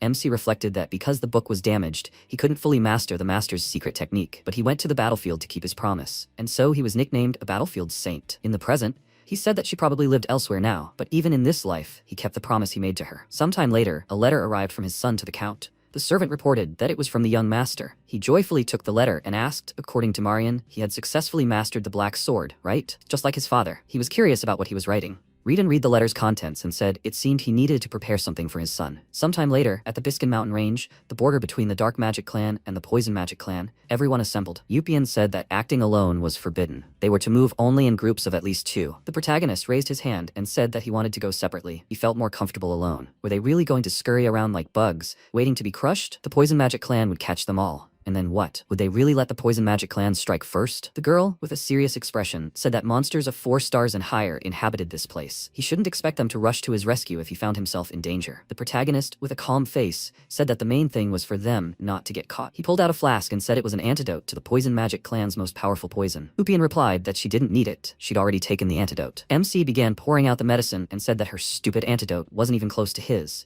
so she should take this just in case. If she didn't want it, she had only herself to blame. At that moment, Marisa approached them with her men, asking if this was the internal division. Upian noticed they were late. She replied that she had arrived on time. They were the ones being impatient, although she should thank them for not being late or causing trouble. Did they know the rules? The girl inquired that there was to be no sabotage of the mission or ambushing other teams, correct? Marisa looked her in the eye and agreed. She asked if they weren't their enemies. What did they want to say? The girl replied that nothing. Then it was time for them to get to work. Yupian turned to her squad and announced that the Dark Mage clan was ready to depart. Marisa said it was time for them to begin the expedition. The teams that had completed checking the communication devices could proceed. The protagonist asked if he could go too. He left the flasks with the antidote, as well as the radio, and also ran. Yupian, watching him, wondered in surprise what he was trying to achieve by throwing away the communication port. After some time, the protagonist encountered a monster, and after engaging in a fight, reflected on how he'd been to the Demon Kingdom so many times in his past life that he could identify a monster's weak point with his eyes closed. And a 4-star monster's weak point must be right here. He suddenly remembered Yupian's words, and wondered if it was possible she was worried about him. What nonsense! Her icy heart was simply incapable of such feelings. And yet, the plan to get rid of the heir had probably already been put into action. But it didn't look like anyone was setting an ambush. For now, he'd keep searching. Suddenly, he heard a rustling in the bushes, and Marisa emerged. After an awkward pause, MC realized he'd strayed into the Poison Magic Clan's path. He apologized and explained that he'd probably gotten his bearings. He'd take a different route. The girl blushed slightly and wished him luck. The protagonist wondered if, come to think of it, their goal was to harm her. Who exactly among the Poison Magic Clan's elite wanted this? Were they trying to sacrifice a lady? He called out to her and asked if she was of noble blood, right? Did her own family hate her or something? Marisa became very angry and replied that he really was disgusting. The protagonist wondered if he'd asked so suddenly because he was curious. In his past life, he might have judged her unfairly because he didn't understand aristocrats. He apologized if he sounded rude. Suddenly, Marisa made a preemptive attack, tearfully telling him to apologize immediately. MC was surprised to find that, judging by her reaction, this didn't seem like a simple family squabble. As he thought, he needed to find whoever started all this and discover their true motives. Until then, he would be a threat. Even if members of the Poison Magic Clan had joined the expedition, it was doubtful they would survive. Now, until reinforcements arrived, he had no choice but to buy himself time. He asked if she wasn't breaking the rules now. The girl exclaimed angrily, "What did he just say?" The protagonist pointed to a tree and remarked that the tree was proof. She'd started it, so the Dark Magic Clan could take the relic. Wasn't he right? Marisa pulled 3 flasks from her bag and replied that insulting her family was a crime. And when she thinks about the humiliation, she remembers that he broke off their engagement. It was just self-defense. She threw 3 vials at him, poisoning him, and then asked how he liked her blue flower. When she snapped her fingers, the blue flower's poison would instantly flood his veins, so he would have to beg for mercy. After that, Marisa took out a few more vials and threw them at him again. MC emerged from the poisonous fog and, taking her hand, said it wouldn't work on him. Now he understood why they called her the little poisonous witch. He'd heard that the poison causes unbearable torment until it's expelled from the body. Marisa replied in surprise that that couldn't be true. Only she had an antidote for this poison. He wondered if she'd heard of the House of Noble Healers, right? They'd inspired him, and he prepared something himself. Maybe he should call it Antidote for Pantoxins? What did she think of that? The girl asked irritably. What the hell is he even talking about? Suddenly, the protagonist delivered a lightning-fast palm strike to the pain point and knocked her out. Afterwards, he said with a smile, let her rest for a bit. He promised to save her. After some time, MC tied her to a tree and took her portable communication device. At that moment, Maris's allies, sensing the signal, asked if this was a message from Lady Maris. After reading the contents of the letter, one of them exclaimed in wild shock, she wants them to explore the rocks. Why did she suddenly send them in the opposite direction? The protagonist, with a sly smile, remarked that now they wouldn't run into those idiots from the Poison Magic Clan. Afterwards, he set out on his journey, musing that objects and relics created by demons or constellations either remain hidden for centuries or fall from the heavens, a challenge to the lesser inhabitants of the earth to take advantage of them. The relic discovered this time was likely a twilight amulet. According to the gossip Rania, the amulet had lain unnoticed for a long time, as no one knew its true power. Viscount Langham spent 2 years researching how to use it, after which Nordian suddenly died. He absolutely must not die, even slightly delaying the destruction of the world. Suddenly, the protagonist sensed a presence and quickly descended to the desired location. He noticed a bitten-off plant and footsteps, and then wondered if these were human footsteps in a place where no one lives. The relic certainly couldn't grow legs and leave. It seemed someone had gotten there first. MC hid in the bushes and discovered a group of masked people. One of them asked why those bastards from the Dark Mage clan hadn't shown up yet. His servant replied that they hadn't. He furiously asked how much longer they had to wait. What kind of slow-witted worms were these? The protagonist thought that, judging by the energy, they were the Poison Mage clan. The mage with his back to him was a 4-star, and the woman opposite probably wielded 5-star power, and there was another one in a hood. His energy didn't belong to the Poison Mage clan, so who was he? And his core was pitch black. The heir said that, because of that bad girl Marisa, there was always nothing but trouble. No one would be upset if she just died. MC thought that, judging by his manner of speech, he was probably the direct heir to the Poison clan. So, was this a fight for the place of successor? The guy in the hood said that in any case, all the pests would be destroyed. He replied that this was better. They agreed to take the relic too, but what kind of relic was it anyway? It didn't matter, it would be Langham's problem once they got rid of Maris. Let them go and see where those bastards were. After that, the hooded servant set off. The protagonist thought that only the most foolish one remained, judging by their appearance. He thought he could handle a 4-star opponent, but did he really need it? There had to be a way to get the relic without revealing himself. Suddenly, he heard the sounds of monkeys and thought with a smile that this was the way. While the heir was sitting on the ground, one of the monkeys defecated on his head. He furiously screamed, "What is this? How dare those damn monkeys do this? He won't let them do this so easily. Now, make them come down here quickly." As the boy raged at the monkeys, the protagonist quickly retrieved the relic and smiled, thinking, well, time for some fun? He put on the necklace and reflected that he never would have thought he'd use it for such a purpose. Who said it could only be used to catch animals? This is a summoning stone that will allow him to summon beasts with a maximum of 4 stars. MC took the second box from the created space and placed it on the ground, then realized he'd switched the boxes, giving him the one Marina had given him, so they would hunt for the fake. His mission was accomplished, he'd made his move, now all that was left was to wait. He decided to open the box and, seeing the token, wondered if it wasn't a twilight amulet. Sometime later, Maris woke up near a tree and, remembering the protagonist's words,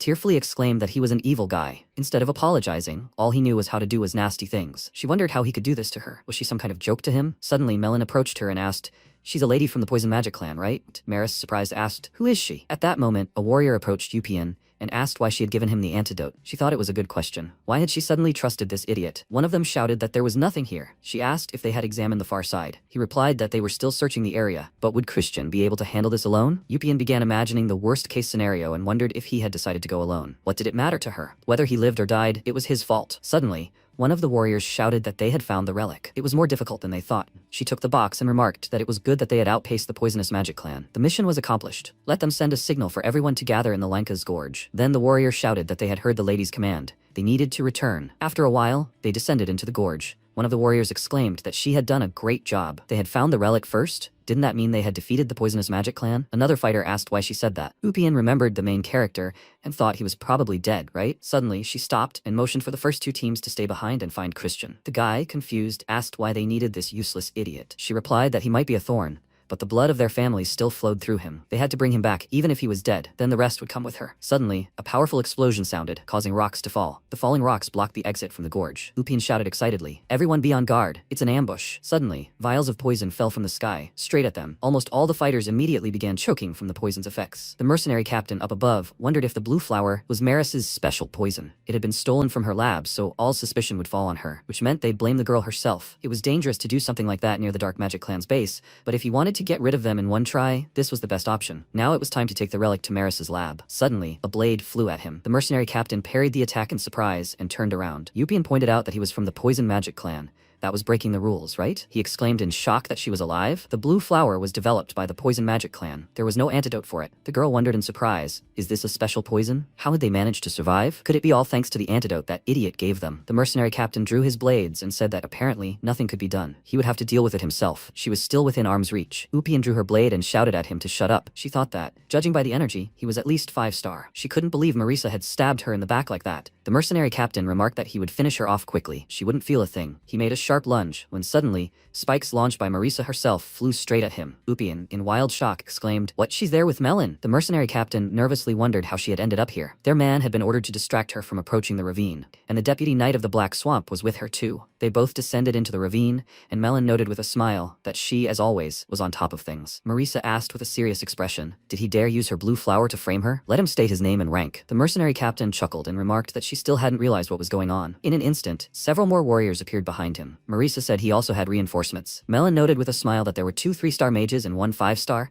Yes, they were superior. Yupian said that whoever was behind this clearly knew the expedition was short of high-star fighters. At this rate, he'll kill them all. Suddenly, the protagonist appeared, smiling, remarking that who would have thought they'd all gather here? What an incredible coincidence, right? Apparently, they really did miss him, didn't they? Marisa exclaimed with displeasure that they were about to have a serious conversation. The mercenary captain chuckled and remarked that it was touching. They're a bunch of idiots who'll soon die. Do they really think they have a chance with another idiot? Marisa thought it pissed her off, but he had a point. Reaching 5-star level involves a stunning transformation, like they shed their skin. Even if the 4 of them combined their powers, it wouldn't be enough to stand against him. MC pointed out that he was only acting so arrogant because of his star level. He was acting like an 8-star mage here, like he was nothing. Well, it's no wonder he came here with a half-baked plan. He pulled out a few relics from his created space and gave them to the girls, then pointed out that they were relics that would raise their level by 1 notch. Didn't they like them? Marisa angrily replied that of course they wouldn't. Who would wear that? At that moment, Yupian put on the necklace and asked in surprise, what is it? She felt herself overflowing with mana. Is this the relic's true power? She felt like a 6-star. The protagonist wondered if he'd given them such relics. He replied that he had no idea what they were. Melon put on the relic and remembered asking Radon if the activation conditions seemed unusual to her. He replied that Christian had left her a message. The girl took the letter and read that the expedition was in danger. He would prepare an artifact for her, with which she could help Lady Marisa and the others. In the present, Melon wondered where he'd gotten that information. MC replied that he'd tricked a guy. Well, he still had urgent matters to attend to, so he left. She shouted that when they were done here, he owed her a sparring match. He agreed and shouted that they needed to get out of this alive. Marisa, perplexed, asked, won't he fight them? After these words, the protagonist disappeared. She nervously exclaimed that he was an idiot. Let him answer when spoken to. Yupian smiled and said that he probably had something else in mind. She had a feeling. Marisa wondered in surprise why she had suddenly sided with this guy. The mercenary captain had used his dark magic and asked if these toys gave them any hope. Melon smiled and thought it was the power of destruction, something only a 5-star mage could wield. She pointed her sword in his direction and said that's so. That's what the young master meant. It's not the stars that determine victory or defeat. Arrogant people are always destroyed by their arrogance. Yupian smiled and remarked that she'd always wanted to crush those arrogant bastards who looked down on them simply because they had power. Well, is it time for them to fight? Marisa also donned her relic and shyly shouted that she was ready. Yupian armed herself and shouted that they would see who could run faster. The mercenary captain watching this called them arrogant bastards. Let them die. After these words, he released several poisoned needles. Melon instantly parried the attack, but suddenly the guy made a sharp dash and, landing behind her, struck. At the last moment, she tried to block the blow. The mercenary captain remarked that this was not bad, but he leaped with lightning speed and began attacking her from the air. One of the needles still hit her. After that, he called her a useless insect. You don't even need to look at the knights of the Black Swamp to understand how weak they are. Melon asked with a smile, is he really a 5-star mage? He calls this scratch a wound? The guy furiously rushed forward and shouted, how dare she? Suddenly, she grabbed his face and began poisoning him with her relic. The mercenary captain, perplexed, asked why the 4-star curse had affected him. Melon replied with a smile that the relic didn't strengthen it. It fed the curse with her blood. He wondered if that was why she hadn't dodged. The girl said with a smile, let him finish. She swung her sword and delivered the finishing blow. His warrior, seeing this, turned around excitedly and shouted. Yupian drew her weapon and said with a smile, don't let him get distracted. Their fight wasn't over yet. After a while, the protagonist, wandering through the forest, shouted, can they stop playing hide and seek already? He hadn't even shown up on the mountain. Was that some kind of technique? Or was he just afraid to play? Suddenly, Eshid appeared behind him, hiding his face behind a mask. The protagonist noted with a smile, so that's where he'd been hiding. He was curious about why his core was so murky. It wasn't even a poison, so he didn't understand why he was working with them. If he wasn't going to talk, he had no choice. He picked up a stone from the ground and threw it at him with incredible speed. Eshid began to dodge his attacks, but at the last moment, a rock came too close to him. Desperate, he raised his head, only to have the rock ricochet off his mask. MC noted with a smile that when he tenses, his right shoulder rises, and when he loses concentration, he sees less. This is a bad habit. Why doesn't he do something about it? Eshid removed his mask and revealed his face, slightly bloodied from the rock. He remembered Langham saying that the best dark poison mage would take care of Upian and Marisa. But just in case Christian vanishes like a pestilence, he will take charge and find him. No one can escape this mission alive. Eshid thought that everything had gone wrong. Upian's squad had survived, and now even Milligan had joined them. At this rate, they would never be able to get rid of them. If Christian was killed, they might be followed. If this happens, he won't be able to avoid suspicion, since he's absent from the residence, and his father will end up getting dragged into all of this. The protagonist, smiling, asked why he was frozen. Was he scared? Eshid created his shadow sword and said yes, he'd better think about it after he got rid of it. He began attacking and creating illusions to deceive him. MC, seeing this, realized that he'd decided to create a clone using dark magic. Wasn't this a deception on the path to becoming a duke? He began fighting the illusions and noticed another silhouette in the distance. Wondering what this illusion-breaking technique meant, the protagonist quickly ran toward the silhouette and struck, only to discover it was also a clone. In shock, he wondered if this was also an illusion? At that moment, Eshid attacked him from behind and shouted, "Let him die." He delivered a powerful, devastating blow, then remarked that he was nothing more than a useless insect. Suddenly, the protagonist, having created a true dark sword, asked with a smile, "Who?" He delivered a truly devastating attack, the shockwave of which reached Eshid. The boy nervously tried to block the attack, but his shadow shield cracked and he was struck. Afterwards, kneeling, he asked, who would have thought that he would be humiliated by the pathetic offspring of another family? MC replied that he should just admit his defeat. Then he too would forget everything. It wouldn't benefit him either. Family feuds aren't something to brag about, right? Eshid wondered, surprised if he'd known the whole plan. If so, he should get rid of him to avoid problems in the future. But not now. He had no choice. He'd have to wait for another opportunity. He thanked him with a smile and remarked that thanks to him, he'd save face. The protagonist extended his hand and told him not to worry, that this was his favor toward the dark mage. Eshid trusted him and extended his hand, but he squeezed his wrist tightly and asked if he really thought he'd say that. The boy wondered if this was a magical encounter. MC used a dark magic skill and instantly finished him off, then smiled and noted that he'd tricked him. Afterward, he ran back and remarked that it had taken longer than he thought. They better get it done. Suddenly their squad appeared before him. Seeing their faces, the protagonist asked if they could stay back. He just felt uneasy. Marisa exclaimed that he'd given her this relic himself. Melon remarked that the mission was complete. He inquired about the mages of the Poison Magic clan. She explained that after death, they immediately turned to ash. She assumed they'd taken every precaution to leave no evidence. Upian asked where he'd been. MC replied that he'd simply been exploring. This precious body wasn't meant for battle. Marisa asked, that's why he looked so battered. There were more traitors among the Poison Magic clan, right? He replied no, and they couldn't linger here. The protagonist wondered if he'd deliberately dealt with him without witnesses. By now, he'd either recovered and fled, or his subordinates had come for him, and he intended to keep this skirmish a secret. Making a big deal out of it would only further anger Viscount Langham. The constellation crest was his. All three were alive. That was enough. A week later, he reflected on how the events of that day had thrown both clans into chaos. Technically, the poisonous magic clan responsible for the incident found itself in a difficult situation, but everything was settled through a private agreement with compensation. Of course, the main reason why things turned out this way was because he was aware of Brother Ashid and Viscount Langham's intervention. Better that than the death of the entire squad, like in his previous life. And this time, Duke Huam wouldn't have to hand over the Devil's Relic to Viscount Langham. After the mission, Melon returned to the Dark Magic family, and Marisa promised to keep her involvement secret. When the protagonist was eating, Marie said that even if he had no appetite, he should still eat well. He asked how he could eat when his whole body ached. She replied that when he said his whole body ached, it broke her heart. MC wondered if she even had a heart to break. Marisa lovingly asked, what's with that tone? Even if he's rude or does bad things, she still likes it. He exclaimed, stop talking nonsense. And hadn't her heart stopped beating years ago? The girl replied horrifyingly that just looking at him made her heart pound. Now let him open his mouth. She'll feed him with a spoon. The protagonist asked if she knew he wasn't a child. He could feed himself. Marie admiringly noted that he was shy. She liked that side of him too. She forced a spoon into him and told him he wouldn't have the strength tonight if he didn't eat well. Did he like that special soup? He replied that she didn't even make it herself. Marie replied that she had put all her love into that soup. MC called out to Upian and asked how long she planned to stay. She hadn't fully recovered yet. She replied that she wanted to observe the situation for a while, since she was responsible. He thought he was about to get indigestion. And in another sense too, Marie furiously wondered how she dared seduce the young master. She approached her and asked if she wanted something too. She could offer her blood juice. Perplexed, Upian replied that no, she didn't like blood juice. Onion juice was preferable. Marie said that onion juice wasn't her thing. The protagonist thought she was surprisingly stubborn. He asked if she wanted to say something. The girl replied that she hated him and wanted to get rid of him one day. And yet, she thanked him for that time. MC was surprised and said with a smile that he hadn't heard. Could she speak a little louder? She nervously replied that he had heard everything. He shouldn't be arrogant just because she acknowledged his actions. The protagonist said that from now on,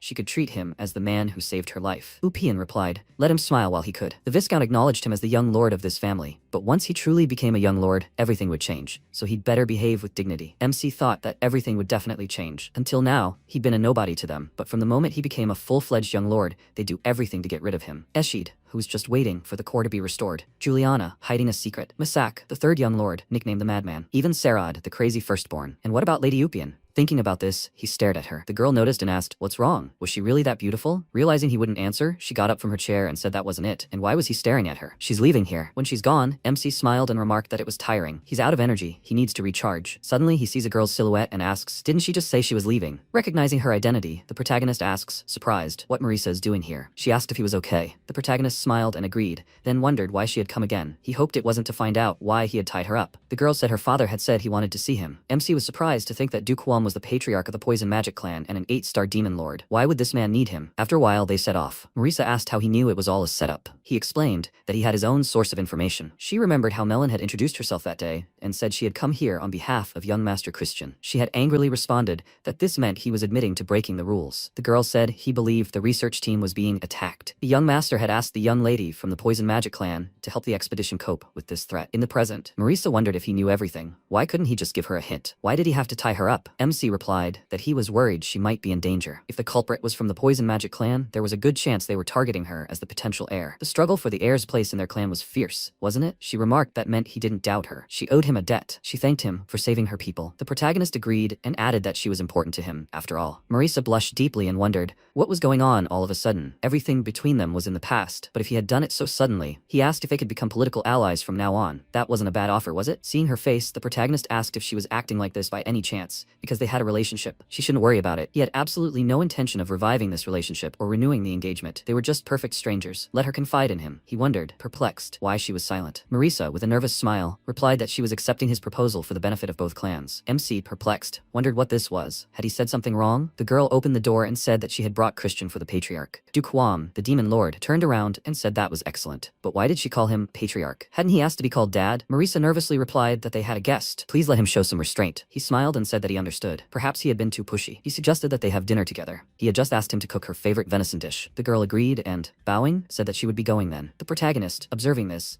reflected on how well they seemed to be on good terms. It was quite unexpected that this man was Duke Huam. He had never imagined he would be such a caring father. He bowed his head and greeted him as well. The Duke remarked that it seemed the rumors were true, and he truly had matured. Of course, he still wanted to cut him in half when he thought about the evil things he did to their princess. But if it weren't for him, Maris would have suffered greatly. So he suggested they leave the matter alone. The protagonist inquired why he had called him. Huam asked what relationship he had with the noble healer's house. In his testimony, he had said he had acquired the antidote at an auction. However, they monitored the medicines that were put up for auction, and no medicines had appeared there recently. How could he explain this? MC happily replied that he'd made the antidote because he was a genius. The Duke, perplexed, asked if he really thought he believed that. To create an antidote, he'd have to know everything about poison. He explained that a genius only needed to read a book to figure it out. Huam chuckled and said it didn't seem like a crime, so he couldn't pry into other people's business. The protagonist asked if they'd cleared up the misunderstanding and he could take his leave. He replied no, he hadn't gotten to the main point yet. What did he think about becoming a member of the Poisonous Magic Clan? After a while, Viscountess Frisia, the Scarlet Snowflower, came to Lingam and nervously asked, "What's going on? How did Eshid's core get damaged? Christian did it, right? He told her to tone it down." The woman asked, "So does that mean this scoundrel will now be one of the heirs? The honor of the Dark Magic Clan would be tarnished. Could he really just let it go? Perhaps it was for the best though. Since she and Eshid hadn't worked out, she would deal with this scumbag personally. And he shouldn't forget that their Misak was the first heir." Lingam replied that she should do as she wished. He wouldn't interfere.